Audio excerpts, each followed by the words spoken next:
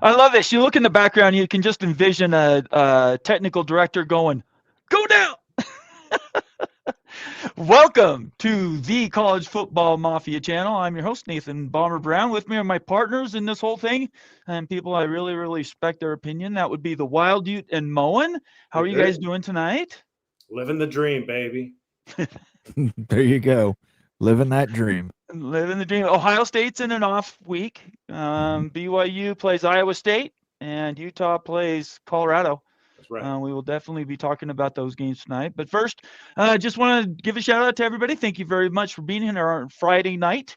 Make sure you follow all of us on Twitter, subscribe on YouTube, turn those notifications on so you know when we're posting stuff or when our new shows are coming on. Like Moen's been doing show after show after show, like he's got nothing else to do with his time every day of the week. And we're doing stuff for members too. That's the most important thing. Please consider becoming a member of the College Football Mafia family. We have a bunch of OGs. You guys know who you are, and we're always accepting new members. So all you have to do is hit that $sign next to the comment section, and you can become a new member and be with us all the time. All right, headlines. I'm going to go last. Let's start with you, Ute. How did your week go? And you're traveling, by the way. Yeah. I'm traveling in Orlando at the moment, but it's time to pay the piper. It is time to pay the freaking piper, Nate.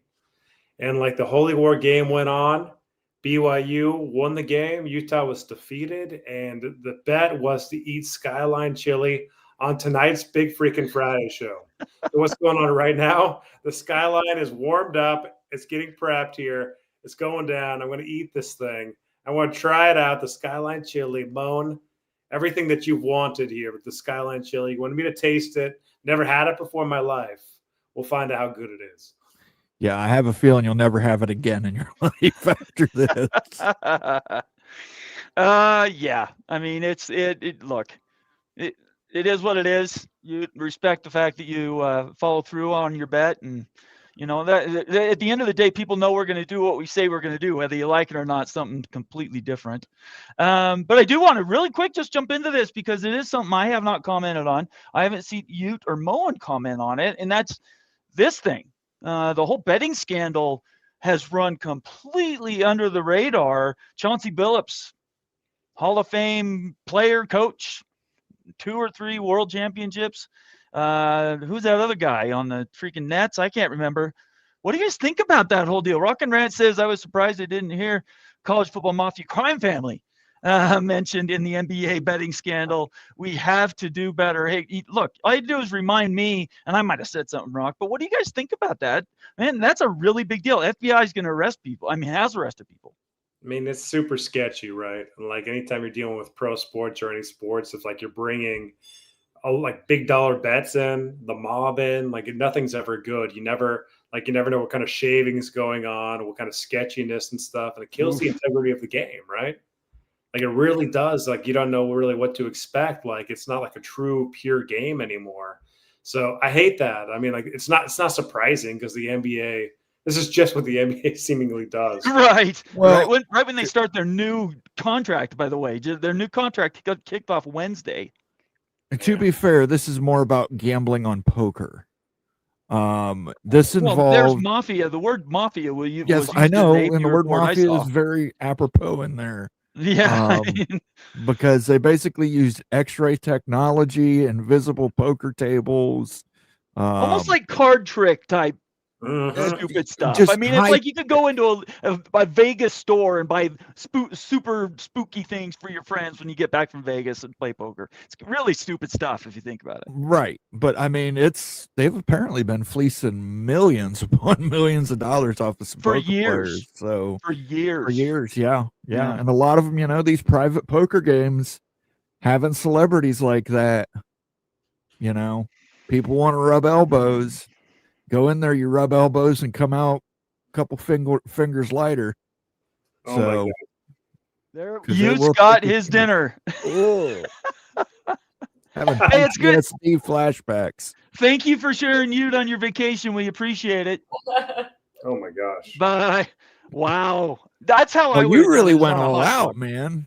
I would have done it on a hot dog too. You went All right. chili dog and oh wow. That's what I would have done. That's what I would have done. All right, let's get to some shout outs before we talk about anything else tonight. Buckshot Kids, first in the house. He's proving it is Skyline Chili, as is you. Buckshot Kid says, "Oh, hey, at the College Football Mafia. Good to see you, Buckshot Kid. Thank you so much for being here tonight. We appreciate you." Joseph Kerlegan Jr., another great name. The only way I could see a 2014 playoff is if the sponsors for the bowl games for the group of 5 schools opt out. This will not happen unless the NCAA dissolves completely. What do you guys think about that from Joseph? I think it's going to happen, guys. I actually think so too. If you got 24 teams, like forget the bowl games. Come on, Money. guys. We're at 24 teams. It's basically your top 25 getting in the playoff. Let's get rid of the bowl games. The bowl games are a waste of time now. Like, nobody even wants to play in them. So, like, anything that's not a playoff game in today's world should just be booted, in my view, and stuff. So I don't really mind that. I know, though, like, the networks make some money. They'll make a lot more off the 2014 playoffs. So give me the freaking AP top 24 teams in the playoff playing off in a bunch of games. Moen? Yeah, I agree. I like the 2014 playoff idea. It just makes, you're right. For people like me who are degenerate gamblers, I love the bowl system. It makes a Wednesday at 4:00 in December interesting, but who watches? These kids opt out of bowl games. Nobody watches them. Well, you can still keep the bowl game, just make them part of the playoff. Yeah, sure. Yeah, we'll I make mean, them you're part still of the talking. playoff. What is But that? no- 12? That's 23 games. Sure, but that you they want to play. make sure that you have like at least the first 2 rounds on campus. Of course. Okay. So I mean, we're going to get rid of Blue Bonnet Bowl at TCU playing Oklahoma. right. I mean, there's all we're kinds going of to get things rid you of can do. we're going to get rid of like the Bahamas Bowl and the Camping World Outdoor Bowl. I don't think so. I think I hate it, but I don't think those disappear. Because you're gonna still have Tulsa, 6-6 Tulsa playing against San Jose State that's 7-5. You're still gonna have those games. Why? What's the point? For money. If you look at the bowl games, they all make millions of dollars. But like here's the thought though, the more playoff games that you have, the more the bowl games are even more of a joke. They're already a joke and they're more devalued. So at the end of the day, like, why even have them if you're expanding out and doubling the playoff size? I mean, you're getting 24 games, 23, 24 games in the playoff whole field, right? I hate those small bowls, man. None of us. No, look, we're not talking about relevance. Let's be very clear. The bowl games are all stupid unless it's a playoff game at this point. All the playoff games, the only things that matter. You can call them whatever you want. These other sub bowls, fine, have them. But who's going to be watching them? Probably only the people. I don't know. Nobody's doing anything on December 18th. They're like, hey, there's a bowl game. Put playoff games on those days. Like stick playoff games every day. Now I think they'll have to if they want to end. Right? I think if you want to end on New Year's Day somewhere close, you're right. I think you're right. Moen, anything else we can move on from Joseph? No, go ahead. Okay. Ryan Willie in the house, College Football Mafia. OG, thanks for being here, Ryan. Hi, College Football Mafia, he says. Laura Weiss checking in for Texas Tech. Hey, from a stormy Texas. Laura Weiss is a moderator and a gainful member of the College Football Mafia. You guys want to say hey to Laura? Hey.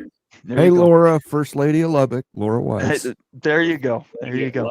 Love it. Jose, 66 degrees in Atlanta. I don't know. It was 70 today here, I think. Utah, that's crazy. In Orlando right now, guys. Oof. Enjoying some nice weather. Nice. Let's see here. Daniel Gygax checking in. Somebody who contributes every week with an analysis for about a minute and a half. Usually comes out on Sundays. We appreciate all the work Daniel does. If Wild Ute thought the MD 2020 challenge was bad, the Skyline Chili Challenge would make MD 2020 look tasty. Yikes! If that's true, that's not good at all. Do you want first bites now or later? No, go ahead and do it right now. Let's go ahead and get this out of the way, brother. Yeah. We have a lot of drinkers. It's kind of like a cinnamon bear of Christmas inside. Oh my gosh, that sounds disgusting.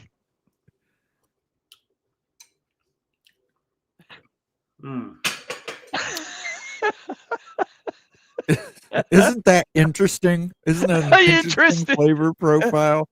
The contrast. It's like, is it sweet? Is it sour? Is it spicy?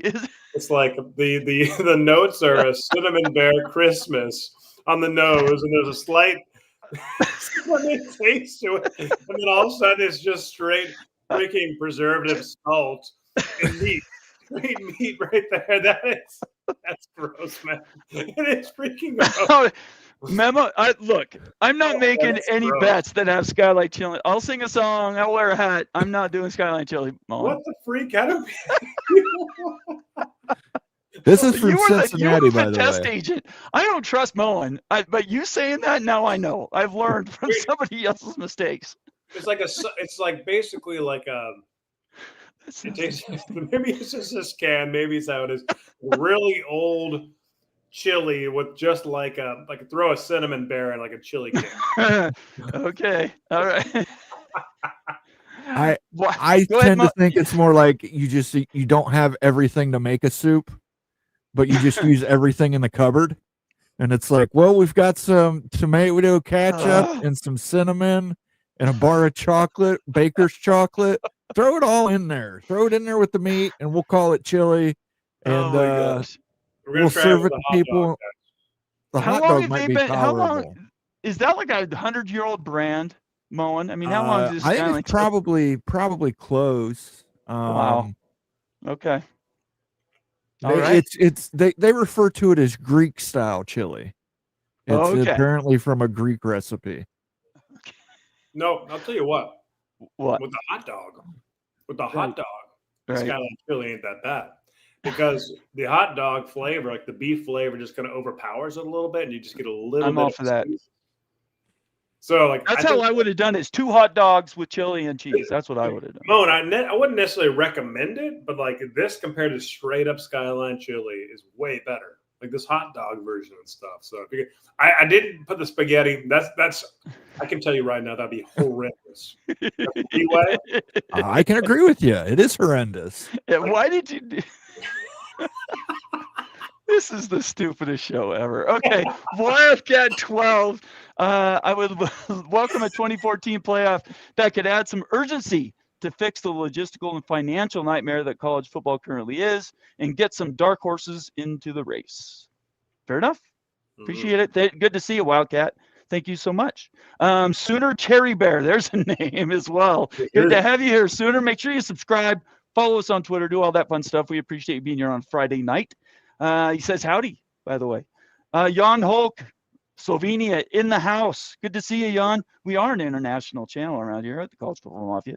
Jan has been with us pretty much from the beginning, and we appreciate him a lot. Expedition Greg, it's great to hear from you. Hey, everyone. Good to have you here. OG member of the College Football Mafia family. Stormy Cyclone.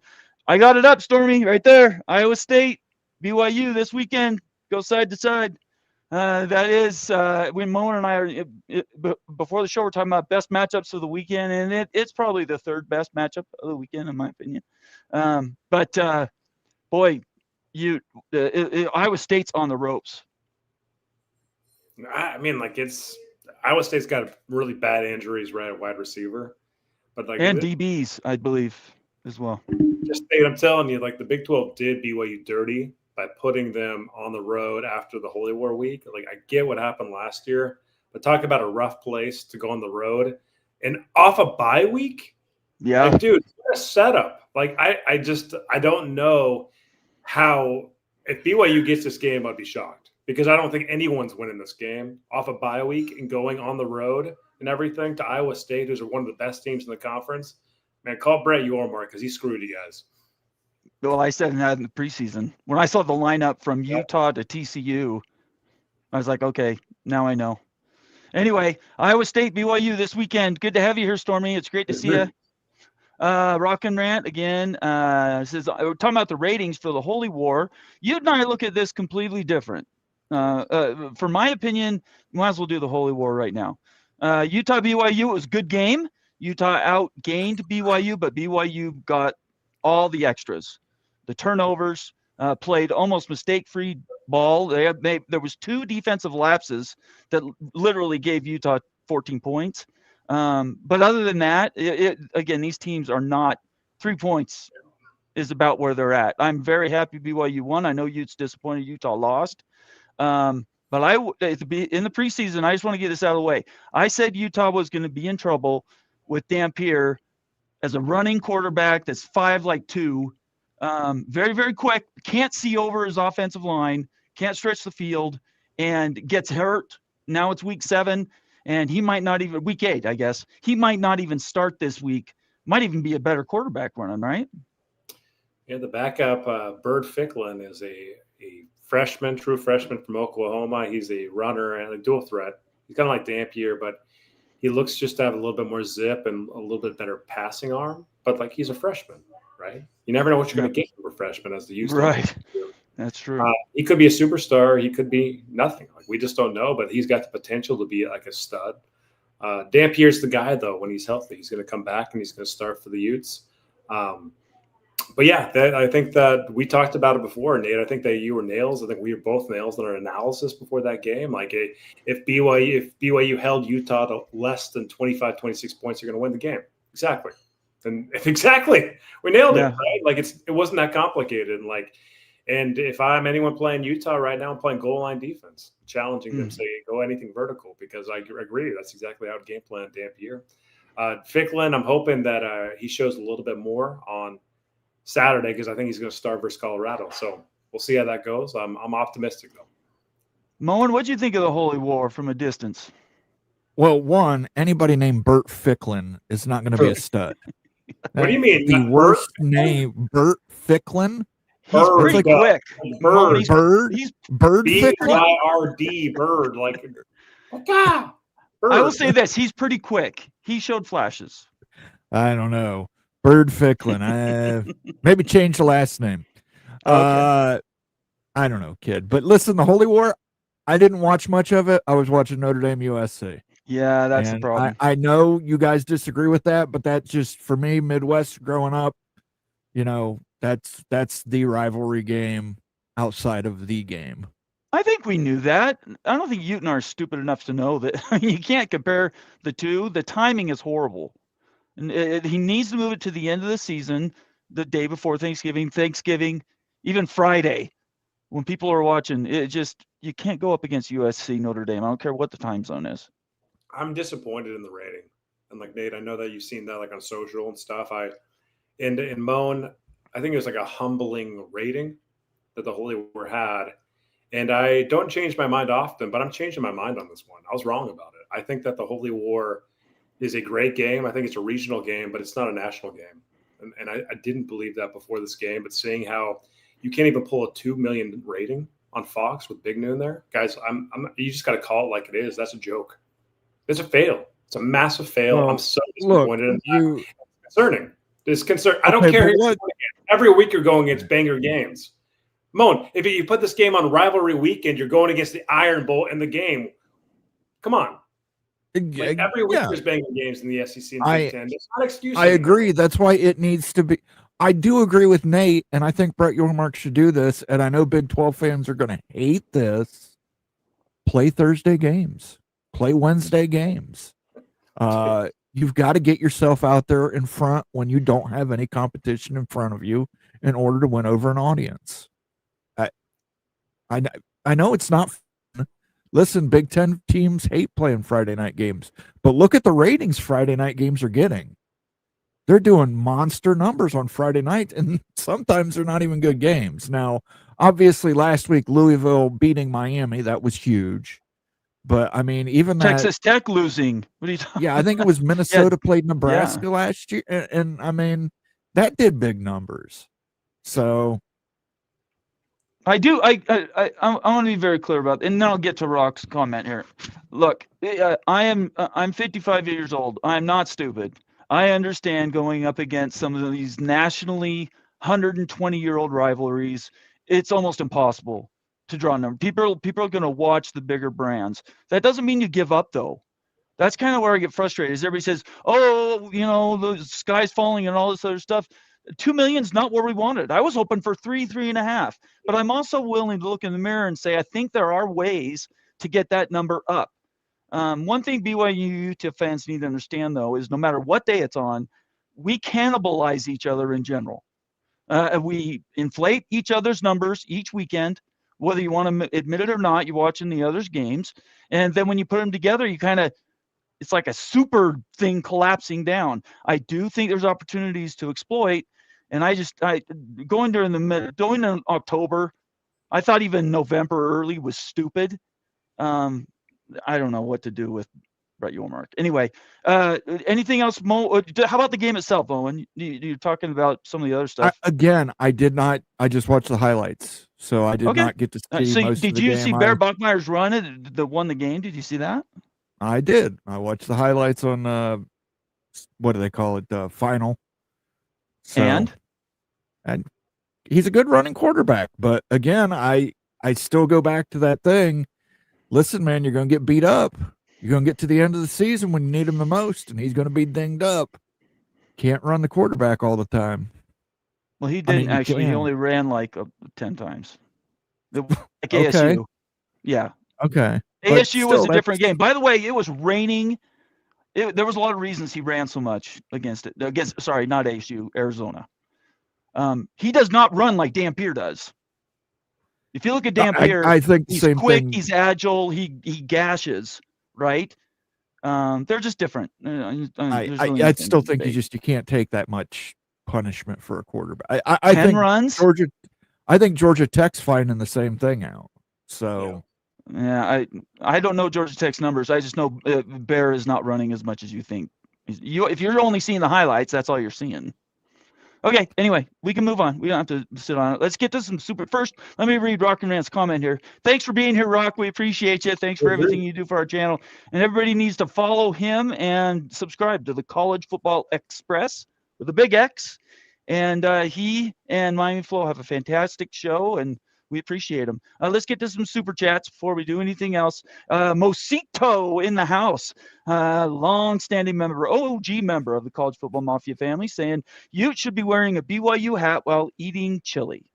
He's wearing a Big 12. I would have, but that was not part of the bet. Look, no, it wasn't. This channel, we like to bet with Skyline Chili and MD20. Well, who's we, Batman? No. I said there's different things I bet. That's not eating things I have issues with just in general. Let's get to some more. Becky Go Huskies. Moen, what is this all about? This green banner says Becky Go Huskies gave 5 memberships. That means she gave 5 memberships to the College Football Mafia family. We've got 5 new made members. Those are Scavin, yes, Jacques Obercat, Les Austin Jr., David Sabinosh, and D5 Terps. If you guys are live in the chat, you should be here live in the chat. Make sure you thank Becky Go Huskies. Becky, thank you so much. You can find Becky, myself, and Sergeant Pickles every Wednesday on The Take. Definitely want to check that out. But can you dig it? Can you?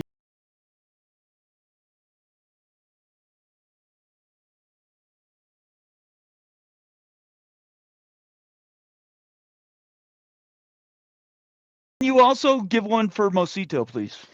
Sure can. We'll do one about the Utes. Yeah, 2 Utes.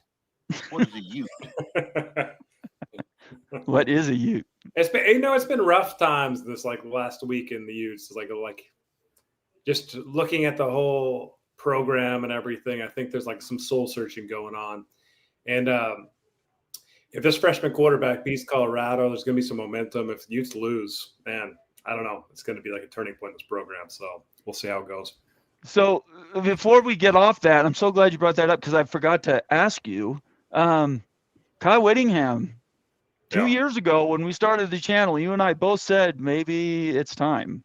He put 2 entire seasons of his life and Utah's life on one guy, and both seasons he absolutely killed him. I've seen a lot of stuff on social media. What is your opinion about Kyle Whittingham and what needs to happen by the end of the year? I think that he needs to let it go at the end of the year. Give it to Morgan Scalley. I think Kyle needs just to retire. This was the final straw right here, unless something crazy happens where the Utes go win the rest of the games or back in the title race. If it's just not going to manifest like that, then I think it's time for him to hang it up and let somebody else take it on, because the the boosters, the donors and stuff are ready for some change. And then so I think that there'd be more like just more juice in the program, bringing somebody else in at this point and stuff, because it seems like it's kind of peaked out a little bit and flatlined. So unless something changes, like unless you, Right. I mean, this game is big, guys. Like this Colorado game is very losable. And if they lose this game, then it's like, hey, that is absolutely the play. If they win it and go on a hot streak, then it's like, hey, reevaluate. That's fair. I think the Mike Gundy ghost is hanging over all older coaches, that you absolutely have to win or else you're going to get run. You're a legendary coach, and yet people are asking you to quit. That's not a good look. It's better to go. Anyway, he's desperate to beat BYU one more time. He would do anything to beat not just BYU. like BYU's the big games. Like the Utes haven't won that many big games, and like over the last 7 years, like I've said, like the USC championship games, the Pac-12, and it's just like I think that you just get sick of being in big games, and like there becomes a time where you're more excited about the tailgate and the lead up to the game than the result of the game, unfortunately, and that's how I'm feeling right now. Like it's just like you with losses in all big games, just you can't take that. Man, I'm so glad. Geez, these are great things. What about apathy in Ute land? And there's people in chat, guys I get on with social media, go back and forth, like Austin. I love Austin. Right. He talks very well. He's very clear in thought. But he keeps talking about how we're Big Ten, Big Ten, Big Ten. Nobody's looking right now. Nobody's looking at next week. It's kind of like 2 years ago when you guys had College Game Day there, and instead of talking about the team you were playing and focusing on it, it was all FBYU. There was no talk about the guy that's sitting in front of you. It's all like over the hill type stuff. I mean, I just don't. We've talked about this before, but the Utes just don't see a future in the Big 12, Nate. Like that's not. No, I know that. Look, I know that. Like, I know that for a fact. Like it's not like settling down. It's basically like, hey, we've got an off ramp somewhere, and that is the future. And no matter what happens, like we got to figure out how to make that happen. But that's my view of it. Like, and so it's just always going to be like that. They're always going to look to escape for an equal or better situation. Like it's just the Big 12 has not been good to the Utes from day one. It didn't make sense. It hasn't gone well. And and no Utah fan wants to remain in the Big 12. Unless seriously, I'm serious about that. Like there's just no future for the Utah football in the Big 12. What that looks like, I don't know. Of course, the Big 10's the goal somewhere else, but like it's just the juice for the program's gone because of the conference affiliation, because of that move in conference realignment, and it needs to come back and stuff. And unless the whole era of fan base over 10 or 20 years just fades out and people come up and they're just used to being in the Big 12, maybe that changes perspectives. But I'm like the current regime, all the fan base, it's just not home. That's the issue, right? And it has to be resolved before the juice is going to come back. So I'm just telling you, how do you resolve that? I don't know all the answers to that, but that's the truth. So I see it. Yeah, it's kind of a schizophrenic feeling. I get from your perspective on how you can see that and stuff. I think from a you perspective, you see it a different way. But that's just like how it is. So like it's escape hatch. Got to find an escape hatch for the youths. Just all right, very good program. Moen, you want to say anything else before we move? We've got a bunch of super chats. We've gone long. Nope. Let's get to the super chats. All right, Daniel Gygas, $2 super chat. Thank you so much. We're going to do all of these, and then Moen will do Sounders. $2 super chat says better or worse than MD 2020 Ute. This is way better than MD 2020. MD 2020 was absolutely toxic waste level drinking garbage. Maybe the worst thing I've ever drank in my life, honestly. Oof. Like MD 2020 Moen was one of the worst things I've ever tasted. Like, and so Skyline Chili, I wouldn't buy it, because I wouldn't buy it just for the sake of it. But hey, this hot dog is not bad, right? This hot dog's not bad. The MD 2020 is just straight up bad, dude. Bad. I don't know. I got the first drink MD 20. After that, man, it was old hat for me, and I loved it. Let's give me a sounder for Daniel Gygax. No. At the end. Let's get through all these, Moen. Yeah, let's get through all these. Stormy Cyclone, $5 super chat. Also a longstanding member of the College Football Mafia family. Don't worry, Bomber. The injuries may be too much to overcome Yeah, I don't know. I agree with you. It's a trap game. It's a death trap game for BYU and for Utah. Colorado's on the upswing. The only difference is Utah's playing at home.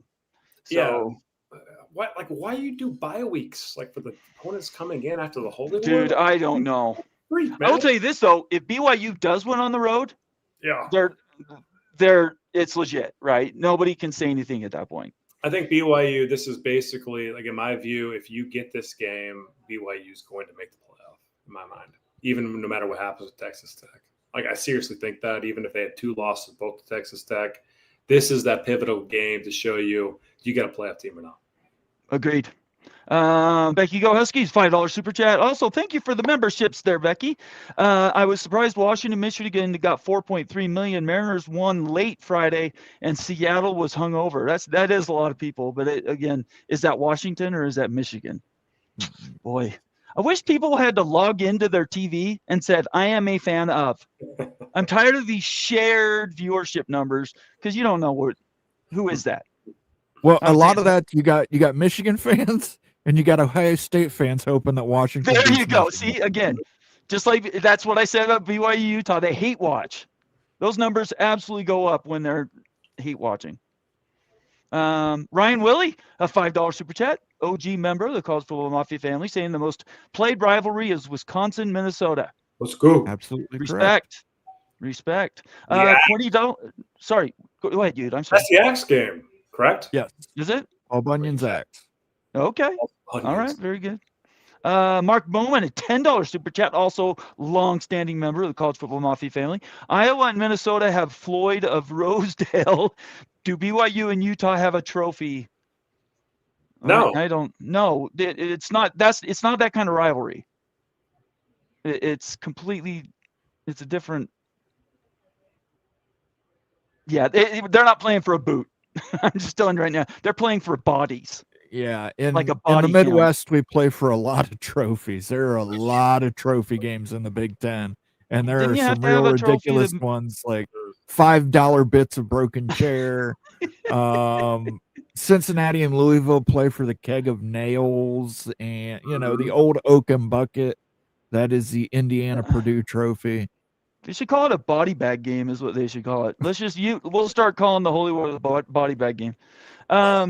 Kenneth Maynard representing the Eastern Carolina Pirates, $10 super chat. Shout out to East Carolina Pirate great and alum Trey Yasavage, I think, starting game 1 pitching for the Blue Jays tonight in the World Series.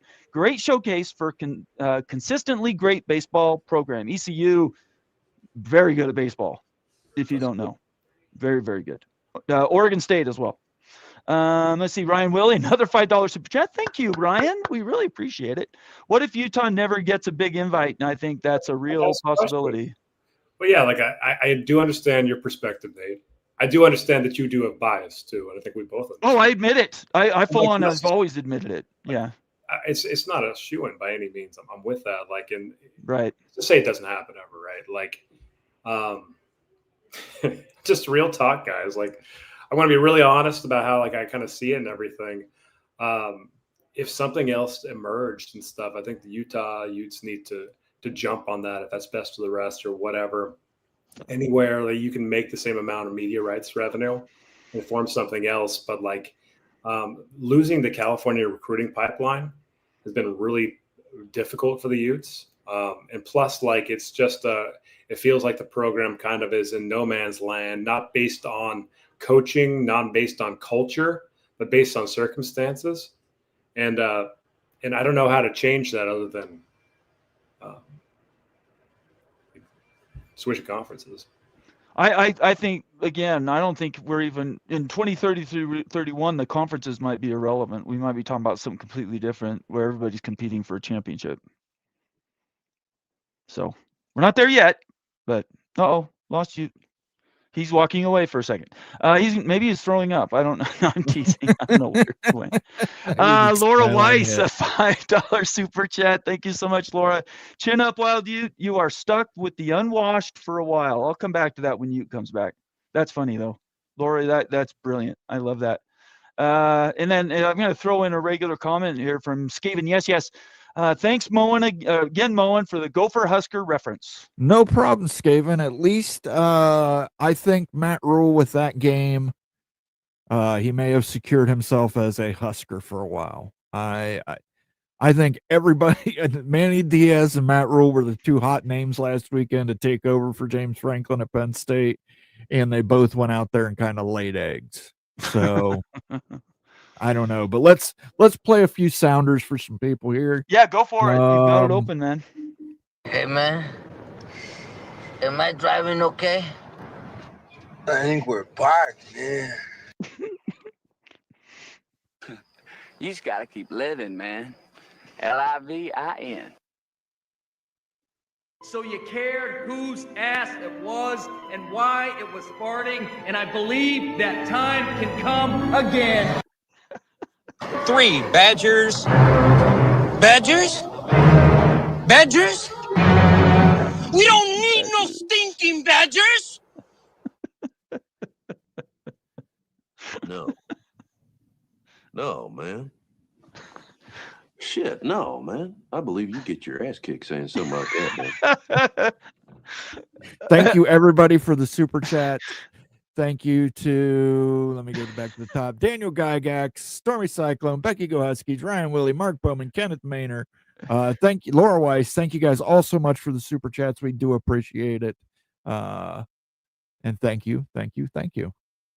You come back. Okay, there's a comment for you from Laura.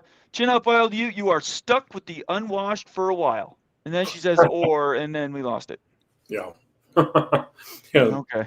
There's I totally get it. Like there's a lot of soul searching going on right now. Yeah, like as a Big 12 like fan, you're like, screw that. Like screw you, screw Wild Ute. I totally understand. I get everyone's perspective and everything. I'm just telling you, like the best thing for the program that I love. That's my view. Very good. All right. We are running way late, so we're going to get through these picks as fast as humanly possible. Week 8. Look at me now. Who's back, baby? Don't call it a comeback. Let's go. 8-2. I felt good last week. Ute 5-5, 50-50. The master of the 50 every week. Mullen giving back ground, tied with me. Rock 3-7 after I think he went 8-2 or 7-3 the week before. Becky 5-5 holding serve. Pickles 6-4, so he got one back. He's actually 50-50. He started off in a big hole. And Daniel Gygax continues to extend his lead 7-3. So we go 44-36, 44-40. 40-40, 44-36. Me and Moen are tied. Rock is still underwater. Becky up by, she's right there, 43. Pickles again, 50-50. And then Daniel, 48-32. Anything you guys want to say about these before we move on? Gygax. Yeah, Daniel, I'm going to have him start making my picks on FanDuel. I mean, what about, I just went 8-2. Yeah, but you went 8-2 one week. Daniel Gygax has been consistently good. He has. Picking against the spread. Anyway, I got ground to make up before I can say anything. So that was good. For me, it was a good week anyway. Let's go now to the picks this week. Moen, any logic behind the games that you picked? Just really quick so people understand. I try and mix and get as many conferences in here as I can. Try and give something for everybody. And I like storylines. So first one, USF, Memphis, G6 competition here. Here we go. This is our G6 matchup. This could decide who gets into the playoffs. I actually think it will. I think they're both better than Tulane. I took Memphis at home. Moen, you took USF on the road, given 4.5. That's a lot. Mm-hmm. Listen, I like USF. I think USF's done a good job this year. I think Alex Skolish, I think he's going to get calls from Power 4 programs at the end of the season. Sorry, Bulls. Yeah. I like USF to win this one outright. All right. Great. You want to say anything about Memphis? That's a lot of points. Yeah. In the road team, right? That's just too many for me. I think it's going to be a close game. I think Memphis maybe wins, but loses closer than 4.5. I think it's a field goal game. I agree with you. Exactly. Ole Miss getting 4.5 at Oklahoma. Mateer supposedly is all the way back. I'm still not 100% on that, but I took Oklahoma. You took Oklahoma, and Moen, again, you went against us. You took Ole Miss on the road. If Ole Miss wins this on the road, this might be the year for them. But every year Lane Kiffin drops the stupidest game. I think this might be another one. I think that was last week's game when they were up, I think 17 in the fourth quarter and just completely collapsed. So Fair. I think he's got that dumbass attack out of his system. And I think Ole Miss, John Mateer, he's all the way back. I watched that Texas game, man. Yeah, but he wasn't all the way back. That was like 10 days after surgery. And I mean, I still don't think he's all the way back, so I'm taking Ole Miss. All right. Oklahoma's defense is for real now. You want to say anything about Oklahoma? I'll say more about Ole Miss. Like, been hating on Ole Miss for the last 3 years, and like I'm sick of picking against Ole Miss. I'm doing it again this time. But if Ole Miss beats the spread here, then I'm not going to be picking against Ole Miss for a long, long time. Like, you can only take so many losses before you change. And Ole Miss, this is your opportunity. See if you can do it. I like Oklahoma more, but we'll see what Ole Miss got. Oklahoma at home as well. Texas A&M given 2.5 at LSU. I think LSU is now on the down. We all took A&M. Can anybody speak for LSU at this point? No. I would be surprised if LSU scores 3 points. Oof. That's rough. Man, I don't know about that. That's pretty. All right, Yeah, let's leave justify that. Their offense is not good. It's pretty bad. Their defense is good, but I mean, the spread's only 3 points. I mean, this game could be 3-0.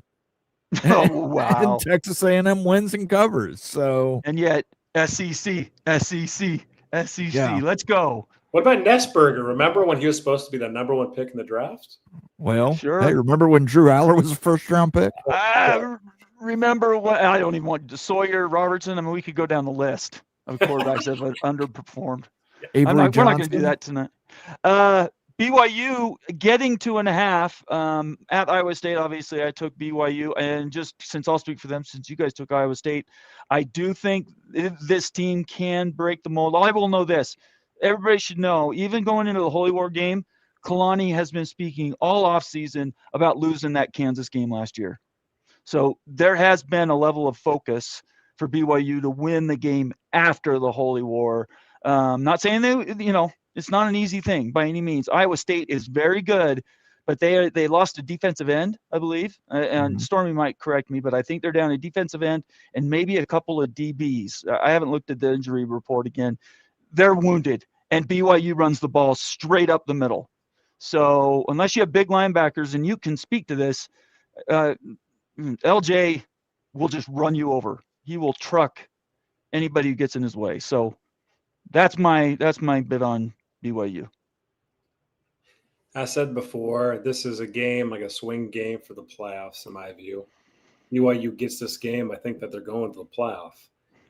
If they're the Big 12 champ, or even if they lose to Texas Tech twice, I still think they get in.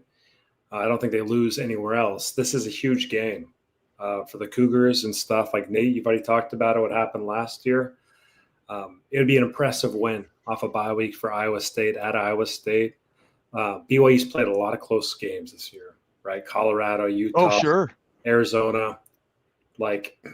And the dam does break when you keep playing on the edge like that. And this spread is pretty close, right? Like 2.5. I think that Iowa State does win by 3 points in this football game. But look, if BYU gets it, then that's my view. Again, I think that they've got a ton of momentum if they get this game to get to the playoff. Which is it, 25 or 26 points to beat BYU? I think it's closer to 26 now. If you get over 26, I think you win. You score under, and I think BYU wins. I think that's correct for BYU at home, but on the road it might be a little bit different. Like scoot that down 3-5 points probably. And so this game was in Provo. I'll take BYU still, but on the road off a bye week is absolutely brutal. I actually wouldn't be almost picking anybody in the Big 12 to win this game. So that's why I'd be massively impressive. See, Moen? Listen, you're right. Iowa State's wounded, and a wounded animal is when it's most dangerous. Yeah. I think this is an upset special. I think Iowa State wins this. I think the bookmakers. That's not an upset, though, from Vegas perspective. Well, I know that's what I'm saying, but I think we can all agree that's an upset. I agree the with you. bookmakers obviously have it at 2.5, so they must know something. There must be some statistical anomaly that we're unfamiliar with, but I like Iowa State to win, and I'm going to keep picking against BYU for the rest of the season. I think BYU's only missed against the spread one game. They've beaten the spread every game, I think, except one. I might be wrong. It might be two. But, God, I love when the world picks against them. Just like Utah. I think Utah feeds off that negative energy as well. Yeah. You pick against Utah, they play up. Yep, 100%. Yep. Yeah. Yeah. They both have big chips on their shoulder for different reasons. Yeah. Mizzou, 2.5 at Vandy. I don't know, Moen, what are you doing taking Missouri? I'm telling you what I'm doing. Last year, Vandy was everybody's sweethearts. This year, just like the girl who got hot, she's turned into a total bitch. I'm tired of Vanderbilt. Wow. I'm tired of hearing about how great Vanderbilt is. I'm tired of hearing how Diego Pavia is a Heisman Trophy candidate. And I'm telling you, Eli Drinkwitz, I still think he's got the inside track on the Penn State job. I think Eli Drinkwitz is a great coach. I think he's going to go to a blue blood program somewhere this year. It's either Penn State or Florida. Give me Mizzou. I think Mizzou ends this Vandy fantasy nonsense right away. I think Mizzou wins big. What? That sounds like an emotional pick, Moen. That doesn't sound like your No, normal it's not rational. emotional. I've watched Mizzou play, and I think Mizzou has the doesn't sound talent like that. necessary. But Okay. yes, I don't like Vanderbilt. At least when Northwestern and Indiana became winners, they still remain tolerable. Like Vanderbilt's acting like they've won 10 national championships. Well, hold on now. NIL's changed the game. Transfer portal's changed the game. You can go anywhere and win. You get a coach, which you've already talked about. You can win literally anywhere now. Yeah, but listen, Vanderbilt, act like you've been there before, man. Well, that's guys- rough. They We're have talking about 70 years of. I'm Still. not sure you can do that. Still. I think Vandy wins this game. I think they're actually as good as advertised. I really like Pavia. I think that he's a stud, and I miss seeing like just the dogs play football in college. You know, people that just give everything they've got to win the football game or to challenge.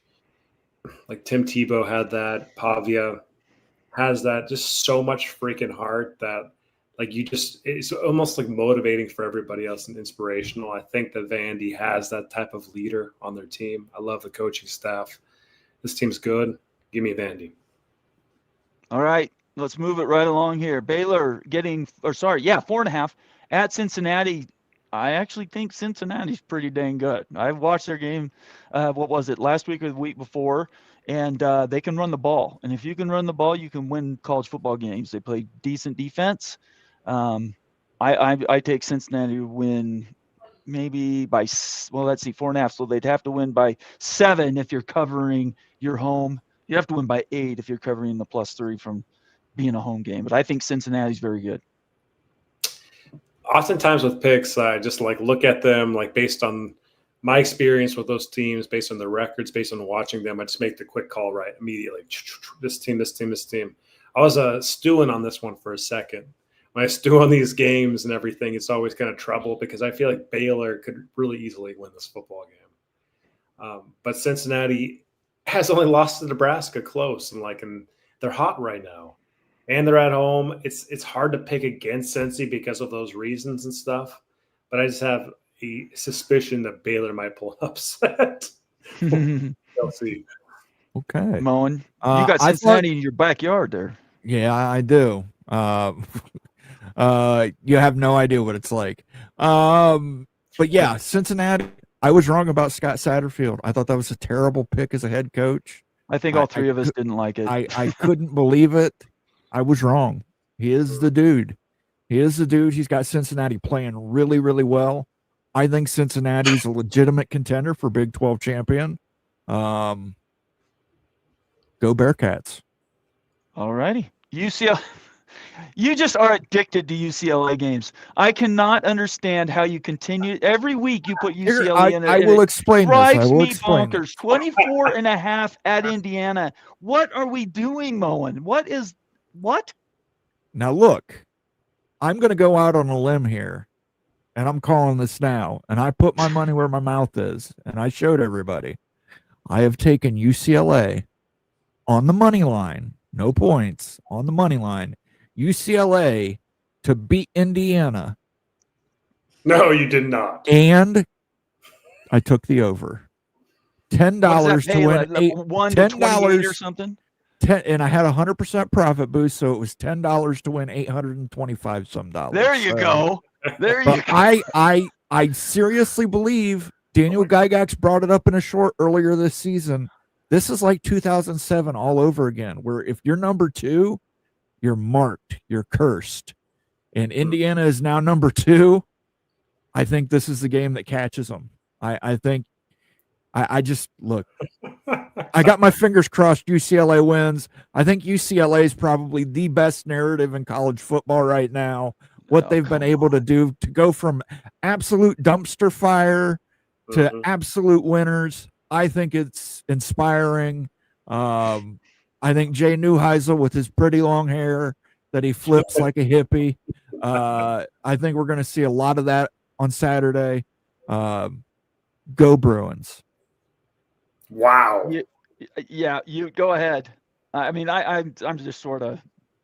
I think it's going to be a semi-competitive game, but I think it's going to be less than 24.5 points. So I'd take UCLA on the line, but I wouldn't take them straight up, Moan. That is absolutely crazy. That is, I think it is crazy too. At Indiana, it's not even at UCLA. That's it. But look, a 10 to 800, sure, why not? Yeah, exactly. You got nothing. I mean, I get that, but I think Moen.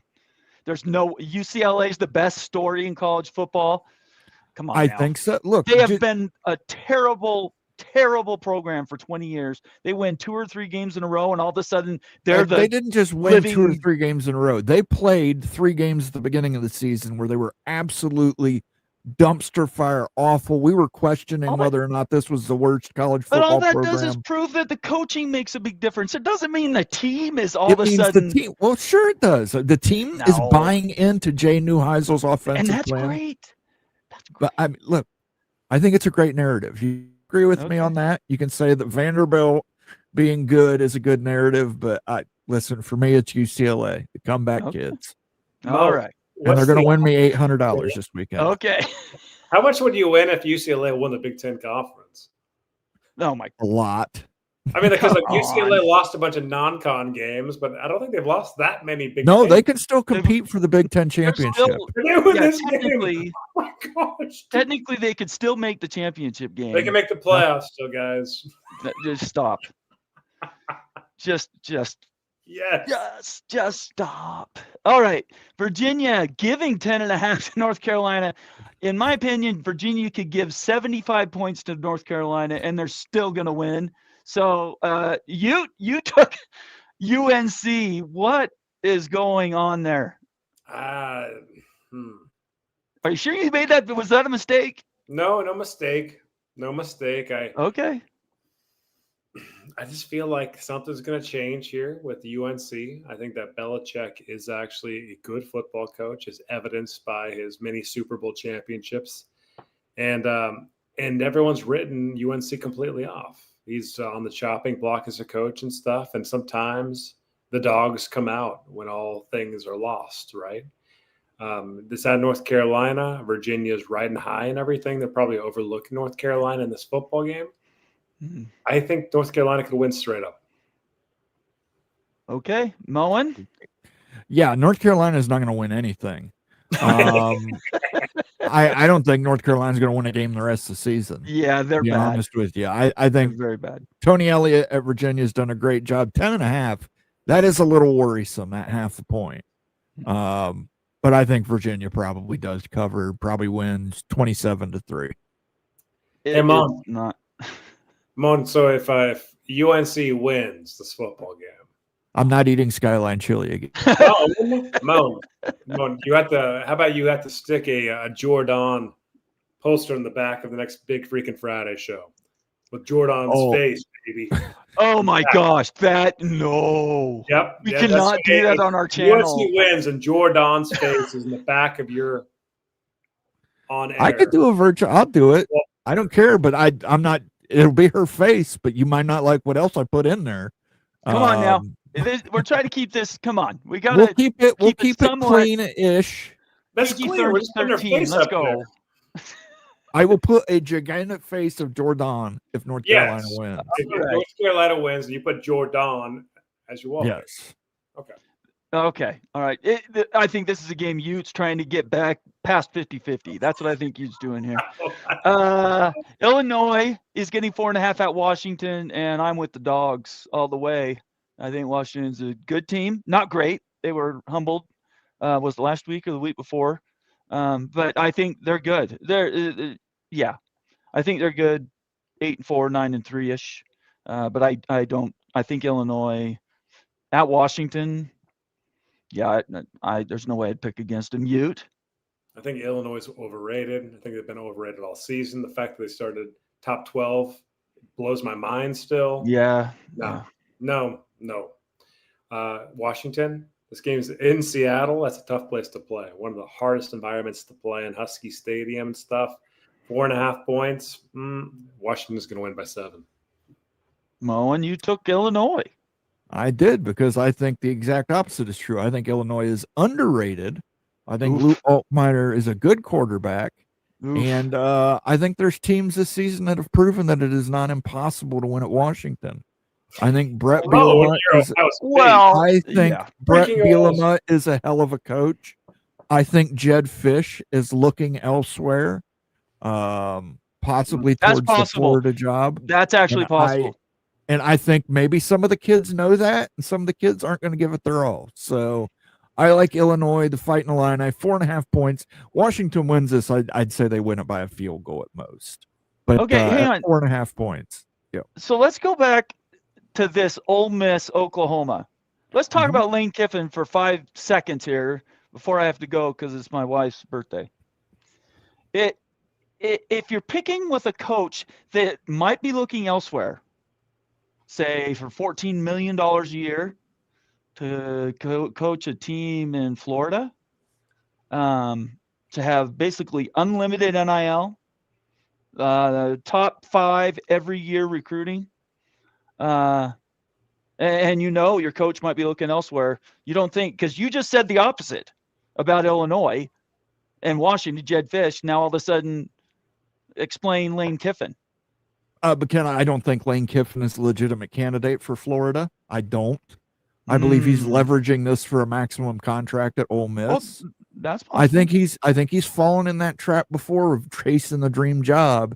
He left Tennessee to go to USC, and I said it on Wednesday night. He basically turned the word tarmac into a verb, where now we say somebody got tarmacked. Somebody got tarmacked. So I think maybe he's learned his lesson. He realizes he can be at Ole Miss, win 10 games every year, make it to the playoffs. They'll build a statue to him. I don't think he wants the pressure of the Florida job. I really don't. So my opinion, I think Jed Fish, former Florida alumni, I think that weighs heavily. Big buyout, $10.5 million. But listen, it was a big buyout to get rid of old Billy Napier. So what warrants Jed Fish from getting this Florida job? Yeah, that's a question I had as well. He got the title 3 years ago, but he's done nothing at Washington to warrant an upgrade and a big pay promotion. And I don't get it at all.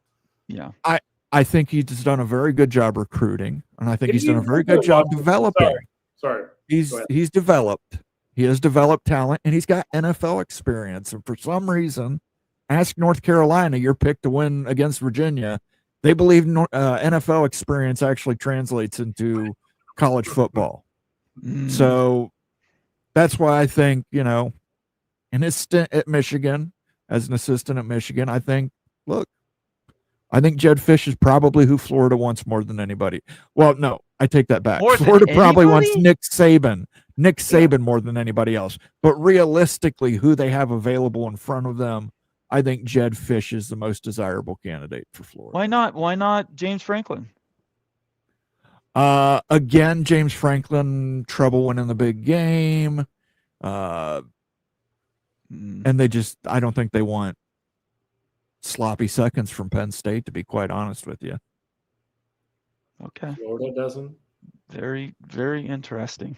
Florida's program's been down for a long time. Yeah. Why not Urban Meyer? Well, I agree. That's what a lot of boosters are saying. I mean, he has that health issue, that thing in his brain that he can't get rid of, that I think is probably keeping him out of coaching. But yeah, I have a health issue for blondes too. Oh gosh. Okay. We got one super chat, and then I got to get out of here. That would be Ricky Tungate. $5 super chat. There's another one I'm going to stick around for. $5 super chat. Thank you so much, Ricky. We will give Indiana a boost. Go ahead and give them a sounder there, Moen. Sure, let's get the Indiana sounder in here. Even though I picked against them, I like you, Ricky, but I'm rooting against Indiana. I did not.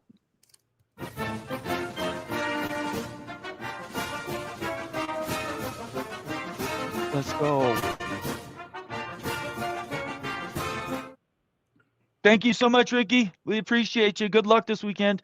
If Utah joined the Big Ten, I know they have lacrosse, but how hard would the hockey program be to raise up to Division I? Utah doesn't play hockey, so Utah plays hockey, but not at the level that we're talking here. Not Big Ten. Hockey. Not the Big Ten level. I mean, the Big Ten. In fact, Utah doesn't have enough money. They have to put it all into football. For Utah to be where they want to be, all their money has to go into football, just like they did during the Pac-12 era. They can't also be a basketball brand. They are not big enough NIL to support both, in my opinion. We'll see. I think the basketball is going to really improve this year, actually. So I get. We'll see. It's a big flow. We'll see. That's the rival and stuff, but I disagree with it.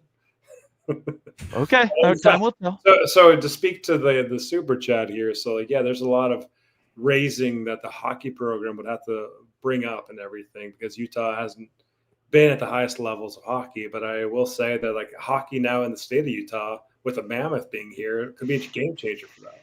The universities and the kids coming up to play hockey. We've got pro hockey, NHL hockey now in the state of Utah. So I think that's positive, actually, development for any hockey program at the collegiate level. To have an in-state like NHL team. That's probably true. Moen, you want to say anything about this before we get to the next two? Because we got three now I got to get to. Happy birthday to your wife, Bomber. All right. Thank you. Becky, go Huskies. Somebody contributes around here so much. We appreciate you, Becky. $5 super chat. Jed, talking about Jedd Fisch, had to add 75 new players last year. Went to a bowl game. UNC, Colorado, and others have tried to use the portal. None but Jed made a bowl. Yeah, I'm with you. I mean, he's been at Washington 2 years. Guys, like here's the deal. Jedd Fisch is a great offensive mind. He's a really good fit for Washington. He will fail at Florida because he doesn't play a physical brand of football. He plays more of a finesse brand of football. In the SEC, I just don't see that working with his offensive philosophy. It worked at Arizona. It could work at Washington even. It's not as successful at Washington. But in the SEC at the University of Florida, where physicality is key, I just don't see that working. So I just don't think it's a really good fit, despite him being an alum. Moen, you want to comment on this really quick? Again, the man develops talent. And I think you put him in, he can recruit. You put him in South Florida. You can't throw a football without hitting a 5-star kid in South Florida. You put him down there. It isn't. He's gonna recruit well. He's gonna develop well. You're gonna see some really great wide receivers coming out of the program. I'm not so worried about the physical aspect. I think ultimately whoever he chooses as his defensive coordinator is going to set the tone for the physicality of the team. You're right. It's a finesse offense, but finesse offenses can work even in the SEC.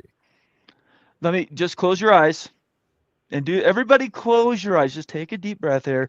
Close your eyes and everybody picture these two names and tell me what is the difference between them. Billy Napier and Jedd Fisch. To me, they are the same coach. So if you're talking about a retread, you don't want somebody, James Franklin. In my opinion, Billy Napier came in all hot with all these big ideas too. And what he has even, I mean, 1 year he's been 7-5 or something. I mean, what is the difference between those two coaches? I don't think there is a difference. Well, I think there is. Physical. Yeah, maybe Napier's even better. Jedd Fisch has NFL experience. Jedd Fisch has Power 4 experience. Okay. So to me, that means. compared to Billy Napier, who came from the Raging Cajuns, I think there's a huge difference. But he recruited well at Louisiana. He recruited well at Florida, and he did not develop. Look at DJ Lagway. That kid should be talked about among the Heisman Trophy candidates. Yeah, he's had injuries issues though. But he's regressed under Billy Napier. Billy Napier just can't develop talent, and I think Jedd Fisch can. We will find out. Florida will hire somebody. I'm open if they're looking for somebody. I've got an offensive mind. Nathan Brown. Let's go. Let's go. Let's go. Nathan Brown, the new coach of the Florida Gators. All right, one last thing, and then I really have to go. Ryan Willie gave 10 gifted memberships. Ryan, thank you so much.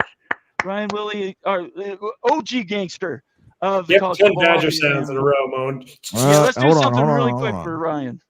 Let me do this. Let me hype this up for you here. Ryan Willie with the 10-piece chicken nugget and the sweet and sour sauce, which we know is the preferable sauce for chicken McNuggets. He is going to cook. Let him cook. Let him cook. Let him cook now. Let him cook. I said let him cook. Oh, we're going to put that on the screen right there. We're letting that man cook. Yes, he is hype. Let's get some hype going. He is an evil badger. There's that evil badger laugh. There's some cheers.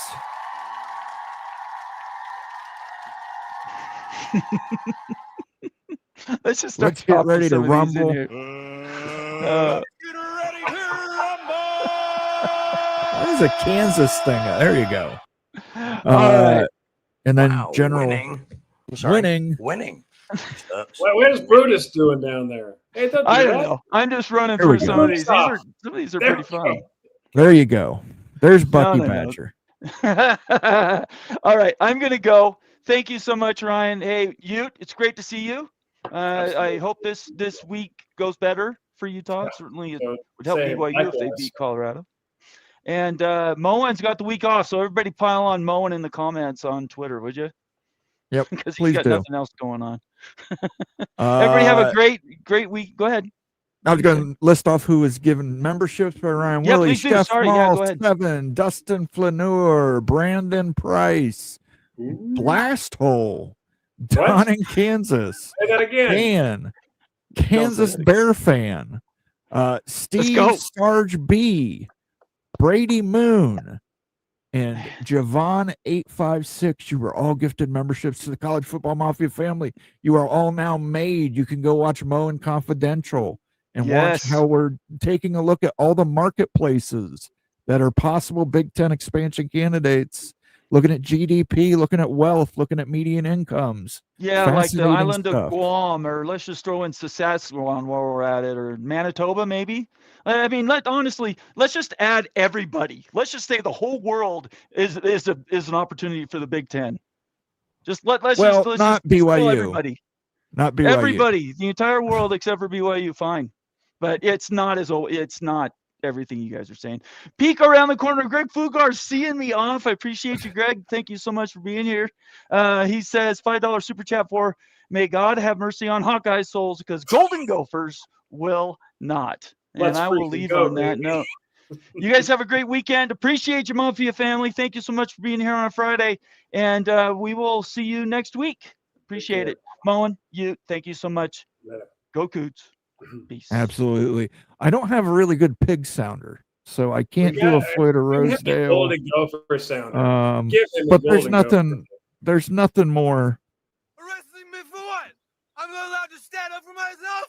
I thought this was America. Huh? Isn't this America? I'm sorry. I thought this was America. Bone, what is this guy dancing on the bottom of the It's right? just dude dancing. He's just getting his freak on, man. Let the man dance. Thank you for the super chat, Greg. I don't know. We'll have some kind of argument over a special teams play, I'm sure. That'll go on for the next 2 years, or something like that. But thank you for the super chat, sir. Do appreciate it. Greg asked about coming on here tonight, and I just told him we had a packed show. We haven't even got through all the picks yet. We did get through all the picks, didn't we? We did not. Oh man, We did not. Because Nate, we've got to talk about Arizona State and Houston. yeah. And we got to get the guy dancing off the screen here because he's covering it up. Arizona State, Houston, 8.5-point dogs to Arizona State. This is at Arizona State. I got Houston. I like Houston. I like what Willie Fritz has done at Houston. I think 8.5 points is an insult to what he's done at Houston. Arizona State might win this game, but they're only winning by a touchdown. Not so fast, my friend. Not so fast. Jordan, Travis are not. This ASU team has got some juice to it right now. They're hot. I think they blitzed the Houston Cougars, beat them by 17 plus. I'm just not a big believer in this Houston team, though. Before the season, I was, but watching them just get pounded by Texas Tech, I just don't think they're a real contender. And I think ASU still is, and they're desperate. So I think ASU lays it on them. Okay. That is certainly an opinion. Let's go.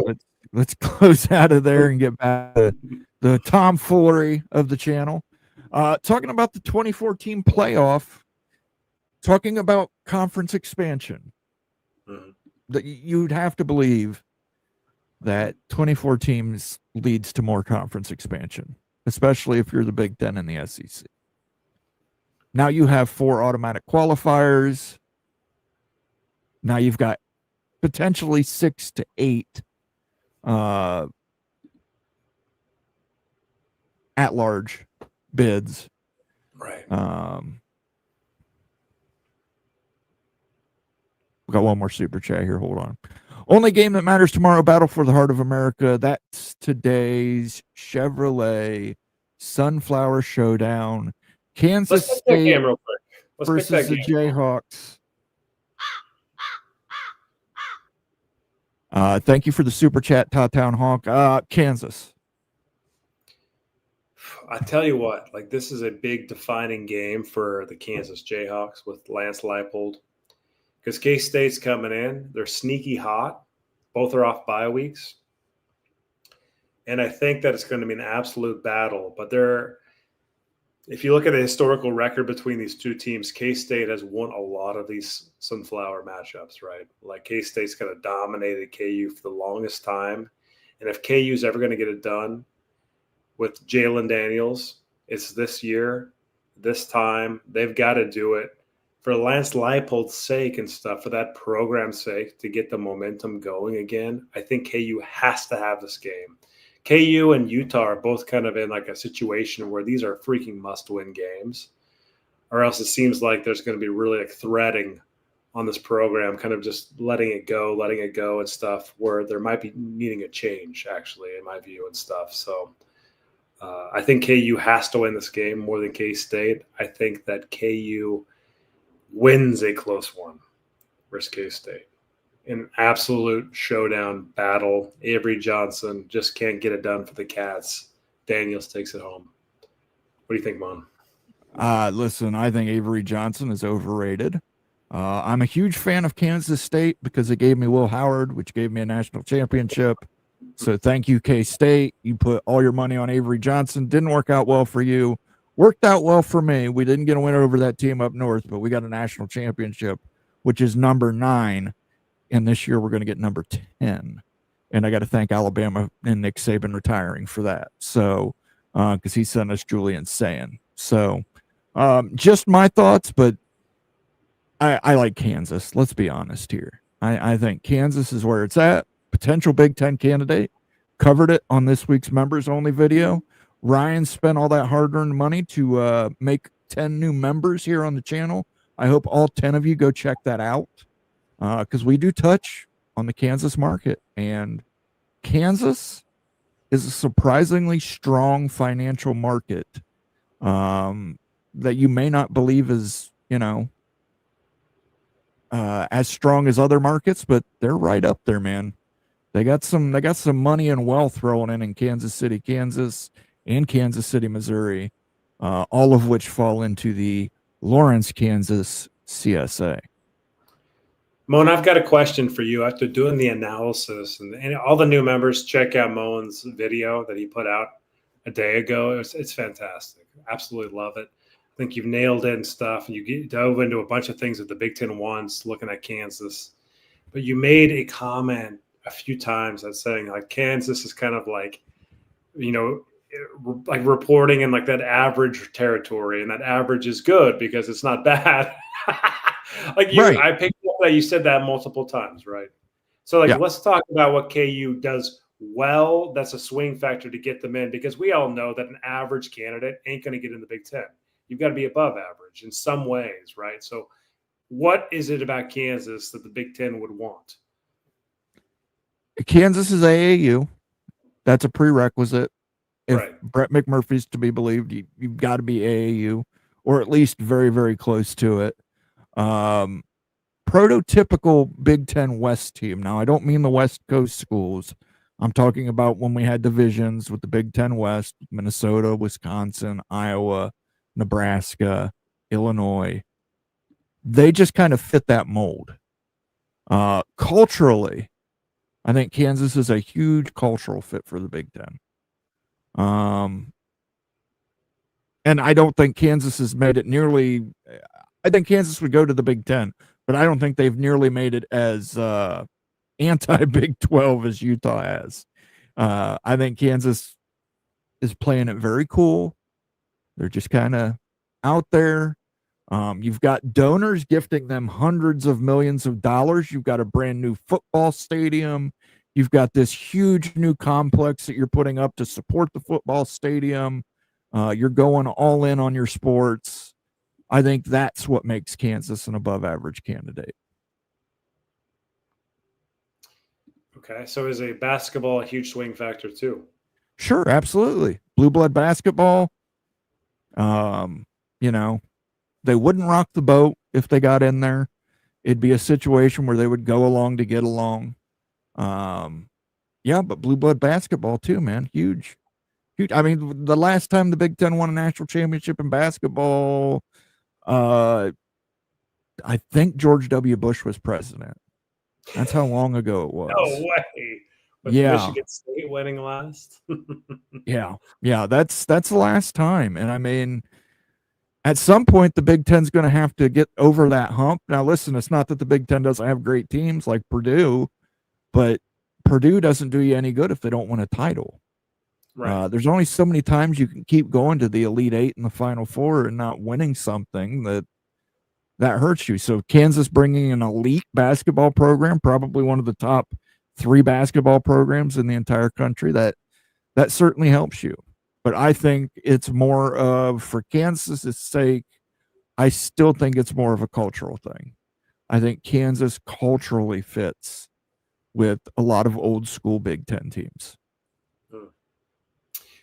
Based on your analysis of all of the Big Ten candidates so far, has any team surprised you through your own research, like as a stronger profile than you thought, and maybe a weaker profile than you thought for Big Ten entry? I wouldn't say really surprised me. I was a little shocked at how I was shocked when I first saw the number, but then when I stepped back and looked at it, I understood it more. Tallahassee does not have a lot of wealth going for it, but that's because Tallahassee is a government city. Mm-hmm. It's all hinged on the state government. Most of your big, you don't have a lot of Fortune 500 companies operating out of Tallahassee, and some of the surrounding areas. It's a lower income areas. It's cheaper to live there. Again, I don't think any of these market factors preclude anybody. I just think it's an interesting piece of the puzzle that we have to include. I don't think that precludes Florida State from getting in the Big Ten. I don't think what Lubbock, Texas has going for it precludes it from getting into the Big Ten. I believe there's other factors at play, but I think it's important to look at the financial factors to get a picture of what we're looking at. What's fascinating about the topic is like your like the private equity valuations that were put out by CNBC. For example, like Texas Tech was one of the highest rated Big 12 teams according to private equity, based like on the fan base and everything that they had valued. But if you look at the market of like Lubbock and stuff, it would be like an absolute no, like clear no and stuff, because there's nothing that supports it. But like I'm trying to tie something in my mind, like what is private equity searching for if it's not just like the market dynamics, the demographics that we're talking about? I don't completely know that yet, but I'm trying to understand really what private equity is like trying to tag on, like the three main things that private equity wants with their own personal valuations, because we all know that's coming into the sports zone here. Sure. I mean, listen, if the public capital deal gets done with the Big Ten, the public capital investment, every school that joins is also going to get a cash infusion. So you're going to get schools like if Georgia Tech's, and again, we covered the city of Atlanta, huge amount of wealth flowing through Atlanta. Not only wealth, but media connections. Huge media market in Atlanta too. Top 10 DMA, just absolutely massive. So if you're a public and you're investing in the Big Ten, you want to see a higher return of investment. You want to get into markets that have a lot of money. You want to get into markets that have disposable income. And, those are the people you want to target. Those are what we call qualified buyers. That is who an advertiser targets. I always joke all the time, I've never seen anybody get a car for Christmas. Somebody's buying Lexuses for Christmas. And those What's ads doing that, Moan? And they must be watching college football, because I see those ads on college football. They would not be running those ads unless people were doing that. You know what I mean? So Big Ten, I think it'd be a great idea. I'd love to do this. Take a look at the actual commercials that are played during each game, because I feel like watching Big Ten football, I feel like there's a lot of wealth management commercials during Big Ten football, like Pacific Life and, what's the green one? There's a green one too. Edward Jones. There you go. But there's a lot. I notice a lot of those on Big Ten football games. I don't notice them as much on SEC football games. So I think it'd be interesting. I don't know if there's a way to easily access that to see who advertised where. I know that there's been reporting that the Big Ten gets more for their ads than the SEC does. Even though the SEC gets higher numbers, there's less quote unquote qualified buyers and SEC watchers. So I think if you're private capital, public capital, you're trying to access those qualified buyers. And I think markets do play a part in that, because look, if Kansas covers Kansas City, Kansas, and Kansas City, Missouri, and Lawrence, Kansas, and they're all part of the same CSA, then yes, that actually does play a part in it. When you say, well, they're just average, that's much better than being below average. You know what I mean? Median household income, it's average. Okay. But there's other markets that we've tackled where the median household covered is below average, and it's significantly below average, which is a little, as far as Lubbock versus Lubbock's just got a bad deal because of the location. A lot of these, like Dallas, oh my gosh, they would be in the SEC already. Yeah, TCU is in the Dallas-Fort Worth Arlington marketplace, which is like the number 5 market in all of America, the entire economy. Lubbock doesn't have that surrounding metropolitan area. It's just Lubbock. It's not a CSA. The closest you can count it is an MSA, which is a metropolitan area. Whereas Dallas, Fort Worth, Arlington, they're all part of a CSA. There are multiple metropolitan areas that are counted towards one general point. So it's interesting, but I think the 2014 playoff, I think that's going to play a big part in this. Whether or not we get there by 2026, I don't know, but I do think we eventually get there. I think your mark has come out and signaled it. Fox has come out and signaled it. The Big Ten has come out and signaled it.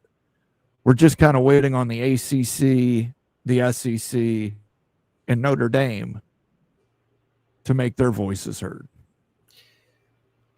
What a gift it would be to the Big 12 and the ACC if this 2014 playoff developed and you had 4 automatic qualifiers.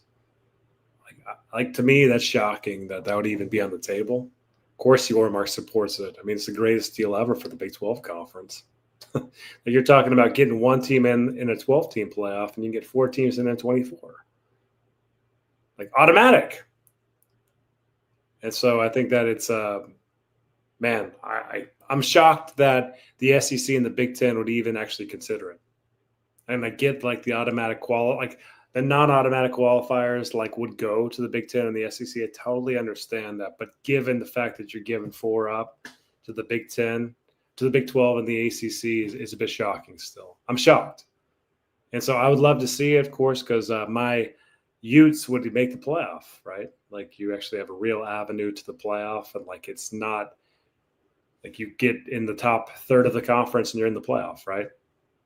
Top fourth of the conference or whatever, right? So it's not nearly as difficult of a way to get there and stuff, but I just can't believe that the Big Ten and the SEC would give those kind of concessions, to be honest with you. Conundrum brings up a great point that would make ASU so attractive. Greater Phoenix, Mesa, Scottsdale, Chandler. 2 weeks, a little less than 2 weeks. You'll catch part 3. I do cover Arizona State, Utah, Cal, Berkeley, and Stanford. And those will be the last 4 that we cover as far as marketplaces go. So I think you should be, I think you will find it very interesting when we get to the ASU part. So the only thing I think holding ASU back might be Arizona. Sergeant Pickles, who's been a member for 26 months, 2 years and 2 months, 2-2. Let's give him the Washington siren. He hasn't heard enough of that recently.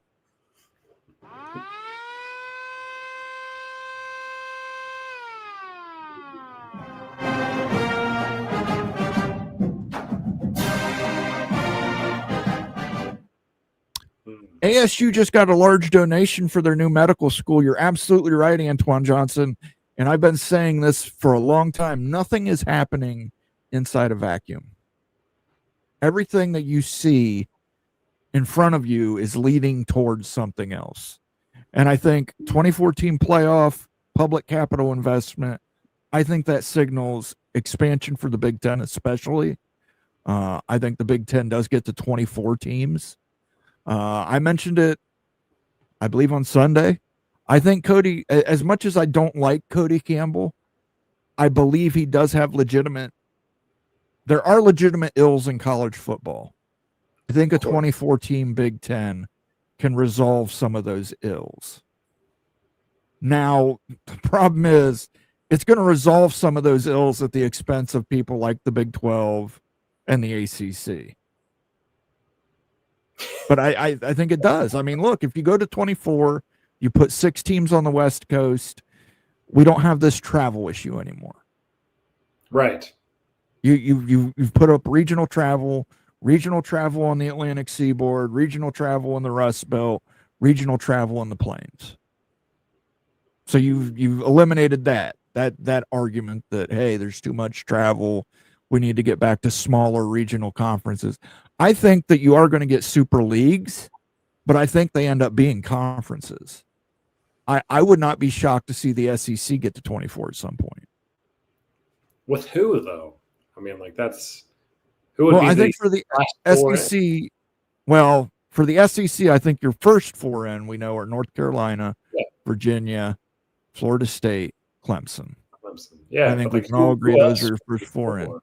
Kansas, I think you have to put Kansas up there. But the Assuming Big they don't Ten get a wants Kansas. well, assuming I don't get a Big Ten invite, maybe they go a different direction. Duke, I think Duke, I think is another one of those two-way candidates because of the basketball program. I know Duke might not like it because of the academics, but Duke, I think you have to include in there. Oklahoma State, I think you have to include in there. If you want to get another team in Oklahoma, I'm going to put another name out there that's going to drive some people wild. Nebraska. Big Ten. Listen, Nebraska has not done enough to get back up to AA status, and I could easily see the Big Ten telling Nebraska to take a walk, or figure it out. Because I know when Ted Carter was the president there, he was frantically trying to get them to get as much money as possible to get Nebraska up to AAU status. Texas Tech in football, TCU in football.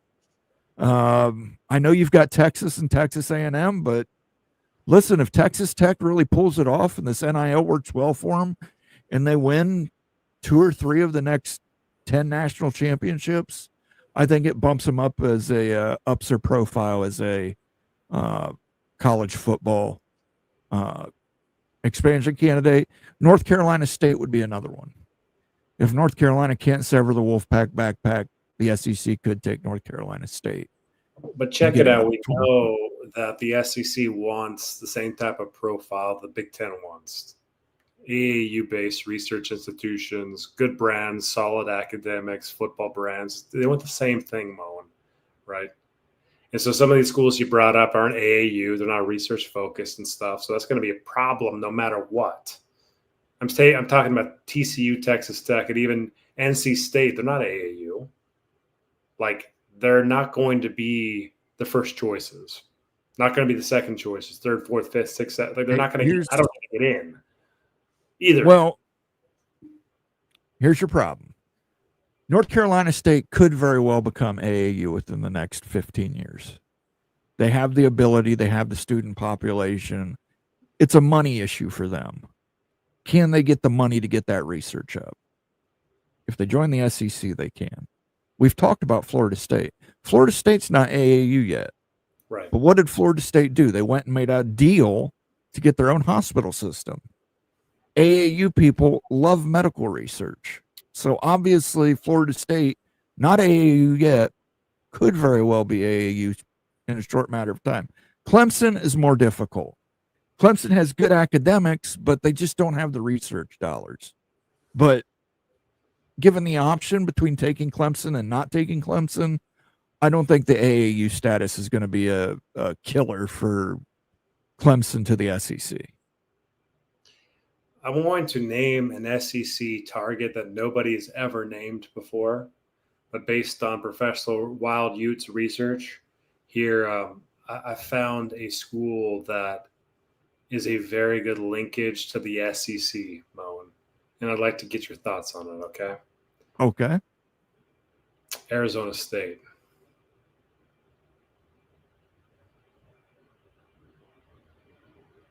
Think about it. What does the SEC want? Big markets. You got big Phoenix, markets. AAU.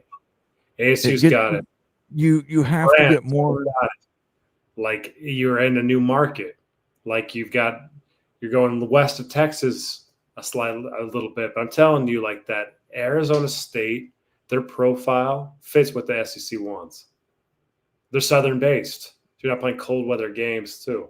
I'm telling you, Arizona State is a killer fit for the SEC. It's so good. I'm actually going to make a video on this. I'll make it sometime over the next couple months. But the research screams that ASU would be a stellar fit for the SEC. Stormy Sice Clone says, I can't believe I look forward to every show. Oh, we can, buddy. We can. Here's a little Iowa State for you.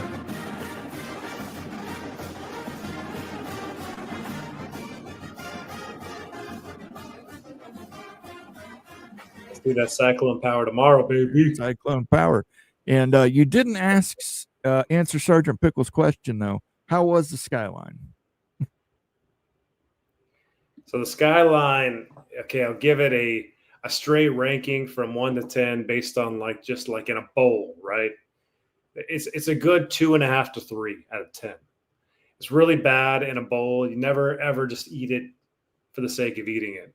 But if you ever find yourself in a situation where Skyline's on a hot dog, it's going to be fine because it wipes some of the sentiment out. You get the meaty flavor of the hot dog, and all of a sudden it tastes just like a normal chili dog, right? Without that cinnamon type of tinge.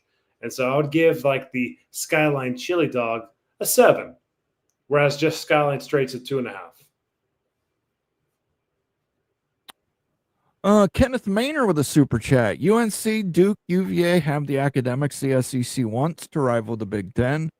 UF, Texas, and Vandy would love to have them as research partners. Don't forget, Missouri is also AAU, as is Texas A&M. And Texas. You guys listen to Texas right there. Yeah. And Oklahoma is working on it. So here's a little piracy for you, Kenneth Maynor. Do what you want because a pirate is free. You are a pirate. All right, guys. We got about 15 minutes left in the show. I'm going to start getting to starred comments here. Some of these may be going back to the beginning of the show. But anything you absolutely positively has got to be read. It'd have to be a super chat at this point. I want to thank everybody who has left super chats and given us memberships tonight. And I will give you all a rundown at the end of the show as well. Moan, you never responded to the Arizona State comment. Look, I listen. I think the problem is it's west of the Rio Grande. I don't think they want to get that far west. Nebraska was like, but Nebraska's not west of the Rio Grande. Nebraska's like basically north, man. Like, I mean, come on, man. Like, well, so is Kansas, Colorado, and Nebraska. Like, so is Kansas. That's what Arizona I mean. State with the SEC. Okay. Okay. Again, I don't think it works because it's west of the Rio Grande. I think they want to stay as regional as. Again, I think if they're trying to get around Cody Campbell's ills of college football, adding Arizona State adds more travel. Right. So, like, that's the case for anybody that you don't add in the footprint, though, already. Right. It's adding more travel. You're expanding out, right? Nebraska would add a ton more travel, a lot more travel. And so no matter who you expand again, let's say you get Kansas, you have Missouri, you have Oklahoma, you have Missouri, Kansas, Nebraska, Oklahoma, potentially Oklahoma State, Texas. You have all of them in the same division that play each other every year. I mean, the only downside to that is you're not going to get as many of the marquee matchups as you previously would be getting, because you would have these teams playing 5 conference or 5 divisional rivals every season, which would only leave. And again, you know, we didn't even touch on this. If you go to a 24-team playoff, you're probably getting rid of your conference championship game. There's no point. There's really no point to it. You would just have what we used to do in the old days and have a champion who is an outright champion or a co-champions. So, but yeah, I mean, to me, I can't see it because it's too far west. You've got New Mexico, then you've got Arizona. To get to Arizona State, the closest school to it would probably be what, Texas? Texas and Texas A&M. Yeah, and I mean, and how far would they be away from Tempe, Arizona? It's a good 1,000 miles, at least 1,200 miles of. Yeah. I don't know. That's just to me. That's my opinion. I could be wrong. They could take Arizona and Arizona State. They could say, hey, they're both AAU. They got good basketball at Arizona. They got good football at Arizona State. Let's go that route. I think the days of taking like a double, like an Arizona State for a major conference are over. From based on what I've seen, like with the TV viewership trends, and like especially this Holy War game, that absolutely just got a joke of a TV rating and stuff because people were watching other stuff. It's I just don't see the juice in adding 2 schools from the same state. I don't at all. Like, it doesn't make any sense to do it. You're duplicating markets. We already know that, but you're not getting more eyeballs, like especially during those rivalry games. People aren't watching those, are more regional. I just don't see it. I don't think it ever happens again, actually, because I just don't see any value in it. So I don't see Arizona going with Arizona State to any conference from now on, especially like a move up from like the Big 12. I think that those days are over. ASU irritates USC like a lot, guys. Well, there's another positive. They irritate USC. Go ahead and send them that Big Ten invite. Don't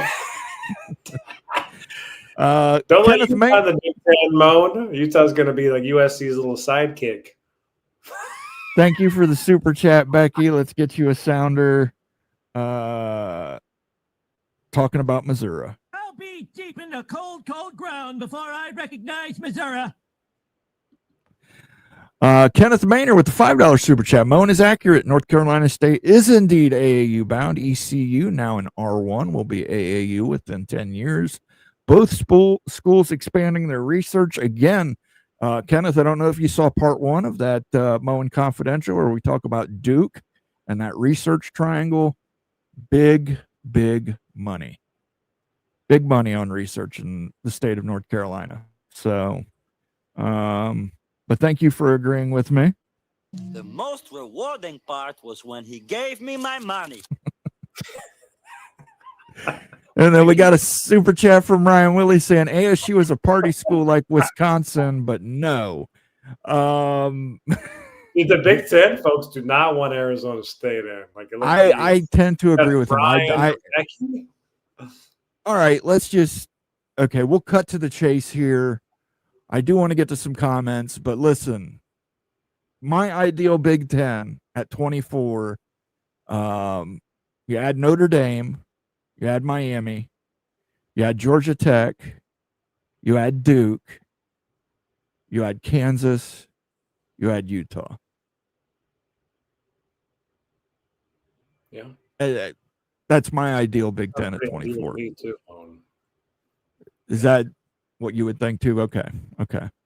Leave Stanford and Cal out of it. Leave Arizona State, Arizona out of it. We've already got 2 teams in California. We don't need to quadruple dip there. And that'd be my pick. But I mean, the situation is going to be, again, if this public capital infusion goes through, I think the Big Ten Enterprises wants to be in markets with big money. So I think TCU has a chance. I don't know. I think Arizona State has a chance. TCU is just not gonna. It's not gonna happen for them. Culturally, this doesn't match. You have to. I agree with you. I agree with you. It culturally doesn't match, but neither did Oregon. And Oregon's in the Big Ten. They're AAU, but they're like barely AAU. They are barely AAU. Like Nebraska does more research than Oregon does.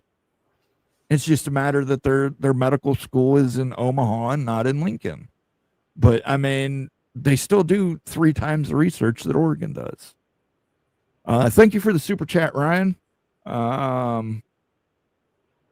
Here we go.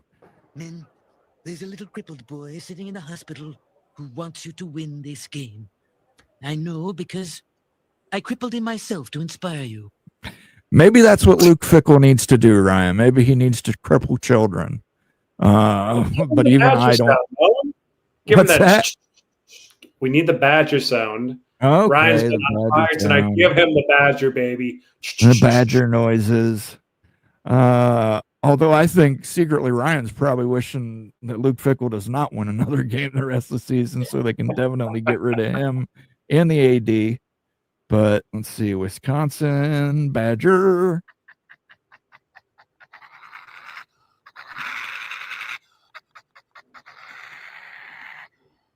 We'll even give you a little on Wisconsin. Wisconsin.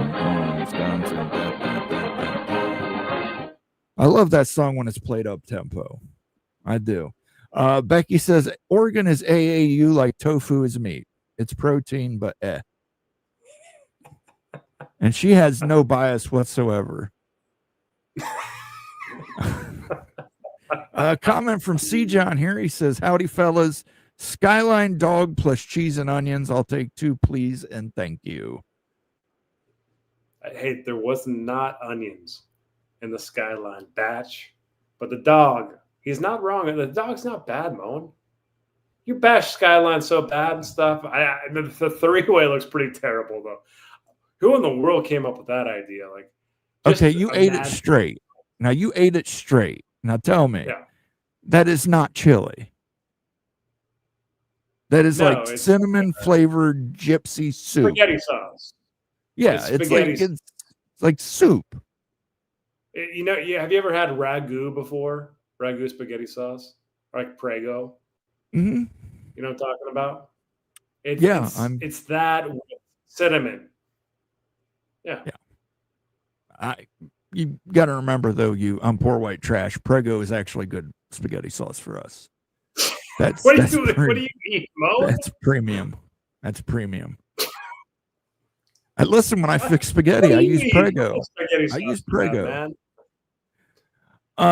Southwest Ohio. I love that, Mr. Red. I'm from there. You couldn't pay me to eat that crap. Thanks for joining us tonight, Southwest Ohio. Hope you liked and subscribed. We'd appreciate that. He's supposed to eat it with spaghetti noodles. What? There was no conditions on like there was no condition. He just had to consume the actual chili, and he had it 2 ways. He had it on a hot dog. You want proof? There's your proof right there. I did it. Ooh. I did it. Make me wince just thinking about it. Skaven, yes, says my lady is Greek and never had chili like that. I'm just telling you what I've heard, that it is a Greek recipe. No. Sergeant Morhew is here. He says obligatory. Go UNLV Rebels. How are we this evening? We are doing well. Thank you. The Rebels. Last 12 games, Wisconsin is 2-10, and they have not scored a touchdown since the Michigan game. Let's talk about Wisconsin. I think it warrants a long discussion on Wisconsin here. Okay, we really discussed it ad nauseum on Wednesday and Sunday, but we can discuss it again. Why don't you give Luke Fickell needs to be fired. The AD needs to be fired. Everybody needs that. You need to clean house at Wisconsin. There is Why has not happened, Moan? I don't know. I don't know if it's a money issue. When we talked about it on Wednesday, I think Lance Leipold out of Kansas, sorry Kansas fans, but he won a national championship at UW Whitewater. He was an assistant for Barry Alvarez. He was a graduate assistant for Barry Alvarez at Wisconsin. I think that's your perfect coach. I think fire Luke Fickell. I completely get why you hired Luke Fickell. Listen, Notre Dame wanted to hire Luke Fickell. It's just Luke Fickell wasn't going to step over Marcus Freeman to get the job. So I understand why you hired Luke Fickell. It didn't work out. Luke Fickell, I think, really shot himself in the foot when he came in there and said, we're just going to change the offensive philosophy at Wisconsin, which was dumb. Why would you change the offensive philosophy if it works? I understand he wanted to make them to be like Ohio State. Wisconsin has a tough time going into South Florida and recruiting like Ohio State. They have an easy time recruiting in Wisconsin, Minnesota, North Dakota, South Dakota, that is full of 6'8", 300-pound linemen, and going to New Jersey and recruiting running backs that are like 235, 245 that can cut and run. And I think Ryan Willie's nailed it. I think Ryan Willie has nailed it with this comment here. It's pride. It's 100% pride. The AD does not want to let it go. He doesn't want to let his job go because He doesn't want to let the right? fact that he made the wrong hire with Luke Fickell. He is classic. I don't want to admit I'm wrong on this, but he was wrong on this. Like how if that's the case, that's frustrating. Like ruining and tanking a program because some guy's pride at AD. Yeah, that sucks. That sucks. Both. I agree. You gotta shit can everybody. Just go clean slate. Go get Lance Leopold. The big Lubbock. Lance Leitold. Look, man, I'm not going to fault him for going from Kansas to Wisconsin. He's a Barry Alvarez grad assistant. He knows how to recruit in Wisconsin. Yeah. I don't know. But I mean, like, literally, Wisconsin deserves so much better. And maybe that's just, yeah. Nebraska Steve says, how about a 20-team CFP with first-round buys and second-round AQs to SEC's top 5, Big's top 3, ACC plus Big's top 2, and first-round games with top 2 G6, top 2 Power 4 independent, at-large teams, ACC versus Big 12 number 3, and SEC number 6 versus Big 10 number 4. I don't like this idea, Steve. And I'll tell you why I don't like this idea. The SEC has not played in the last 2 national championship games. Why are they getting the most AQs?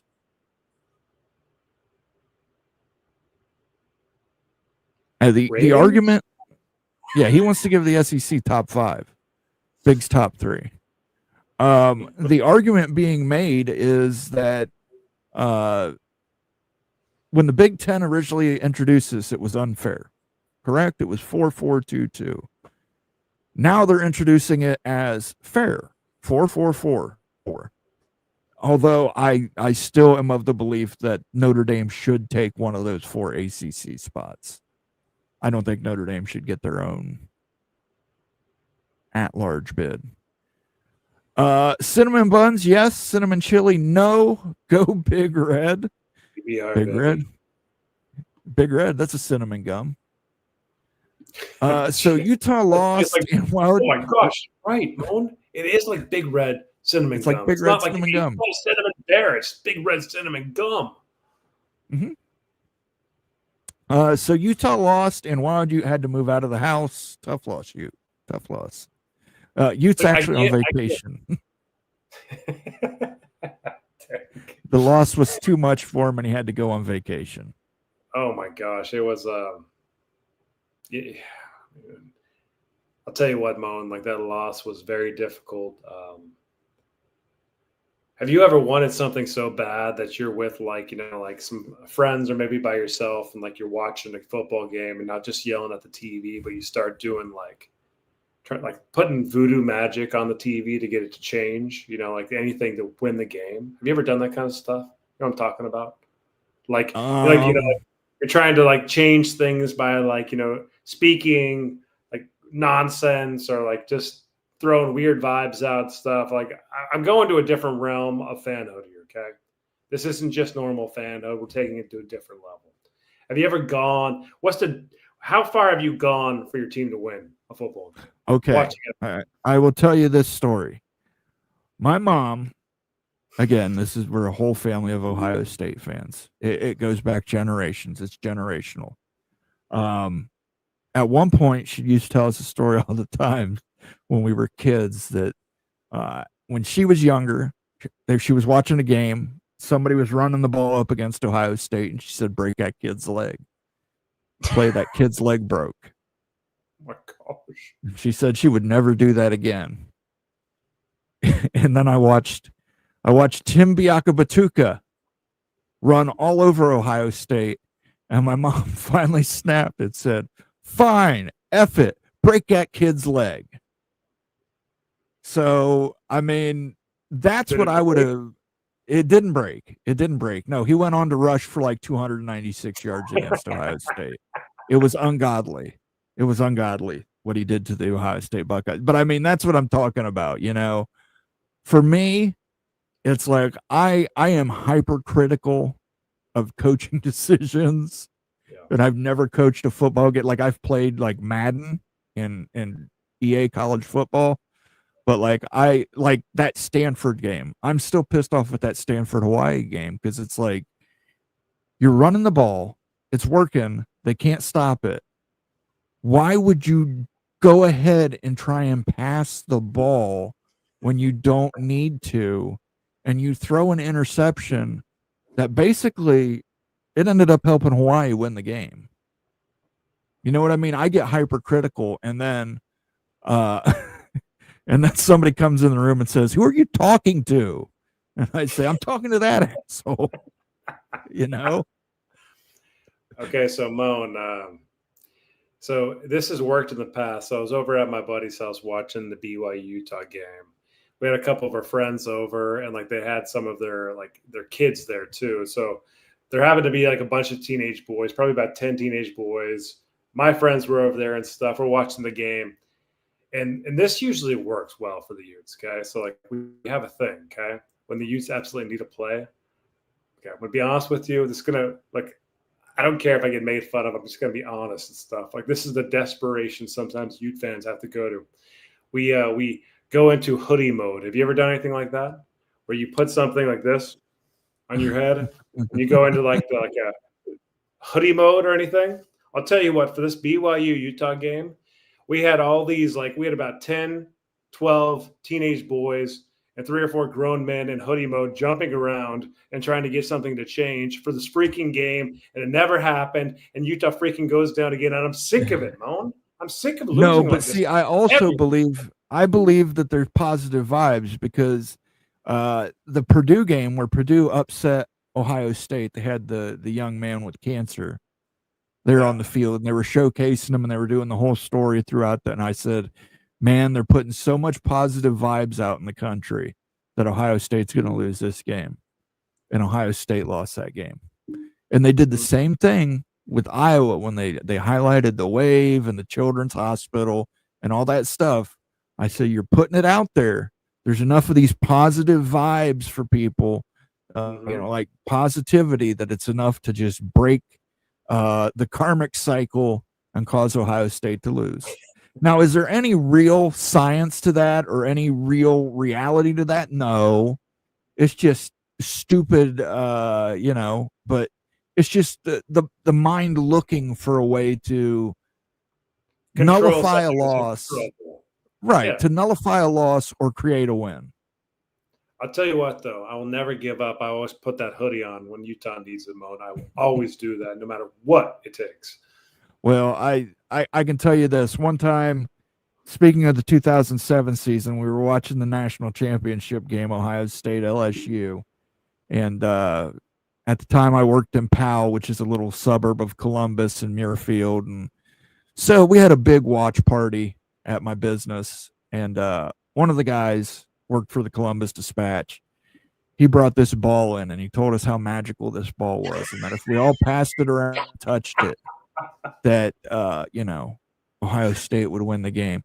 Well, I think after we passed it, and Beanie Wells went on a run, and he's like, you see the ball. At the end of the game, it was like Ohio State lost by 4 touchdowns, I think. So, and everybody's like, the magic ball. Pump the magic ball. Yeah, that magic ball didn't do shit. Oh gosh, we're psycho. We're psychopaths. We're sick, man. We are sick. All right, guys, we're going to have to wrap it up here. I apologize. We got off on a tangent there. Those things happen. Are you nuts? You got to go. Kansas has been cheeks for a while, but they still lead the overall series 65-52-5. Talking about the Jayhawks over the Kansas State Power Cats. Kenneth Maynard says Kansas wins big. I'm just trying to get to as many of these as I can. When Matt Campbell leaving Ames, November or December? We'll see who wins this game tomorrow, guys. Yeah. It's a big one for Iowa State and BYU. Becky, I do only watch Big 12. Only exception is Iowa Hawkeyes. Hate watcher. There you go, right there. She watches Hate Big watcher. 12. Yeah, it's like so Stormy, I get it. Look, I watch mostly Big 12. I watch a little bit Big 10. I look, I hate this because I don't watch SEC football that much, and they still get these monster ratings. Like, but you see, I will watch an SEC game if I've got money on it. But if I don't have money on it, I don't care. I don't want to watch unless it's a hate watch. It's a hate watch. Like I will hate watch Alabama. I'll hate watch Georgia. I will hate watch certain SEC teams, especially when they're going up against non-SEC teams. So I don't know. I watch Big 10. Yeah, go ahead. Yep. Sorry. I want to thank everybody who joined us tonight. We're going to let you get back to his vacation. I guess there's a very competitive game between California and Virginia Tech on right now. If you guys want to check that out, I believe Virginia Tech was favored in that game, and I believe I bet on Cal. So go Cal Golden Bears. I want to thank Mosito, Becky with the 5 gifted subs. Daniel Gygax, Stormy Cyclone, Becky Go Huskies again, Ryan Willie, Mark Bowman, Kenneth Maynor, Laurel Weiss, Ricky Tungate, Ryan Willie with the perfect 10-piece chicken McNuggets with sweet and sour sauce, 10 more made members for the College Football Mafia family, College Football Peek around the corner with Greg Flogar. Greg's live almost every day. Check him out if you have not done so yet. Town Hawk, again, good luck in your Sunflower Showdown tomorrow. Sergeant Pickles, who's been a member for 26 months. Stormy Cyclone, who's been a member for 19 months. These men are high up in the regimes. These guys are capos. Kenneth Maynard, Ryan Willie again, Ryan Willie, Becky Go Huskies again. Thank you all for your generous donations, guys. We appreciate you so much. I will see you on Sunday for Mowing After Dark with my friend Rock and Rant of CFB Express. You will see you next Friday. You don't have any videos in the hopper this week, do you? No, I mean, like the only thing that's on the mind is this Arizona State. Like, I'm not trying to manifest this, Moan, but I think that there's something there with the SEC and Arizona State. Like, it's a possibility. Look, I'm just throwing it out there. No one's ever said anything. I'm saying that, okay? Make my justification. Okay. Well, I will see you guys on Sunday. Everybody have a wonderful weekend. I hope all your teams win except the ones that I bet against. And I will see you on Sunday. Enjoy.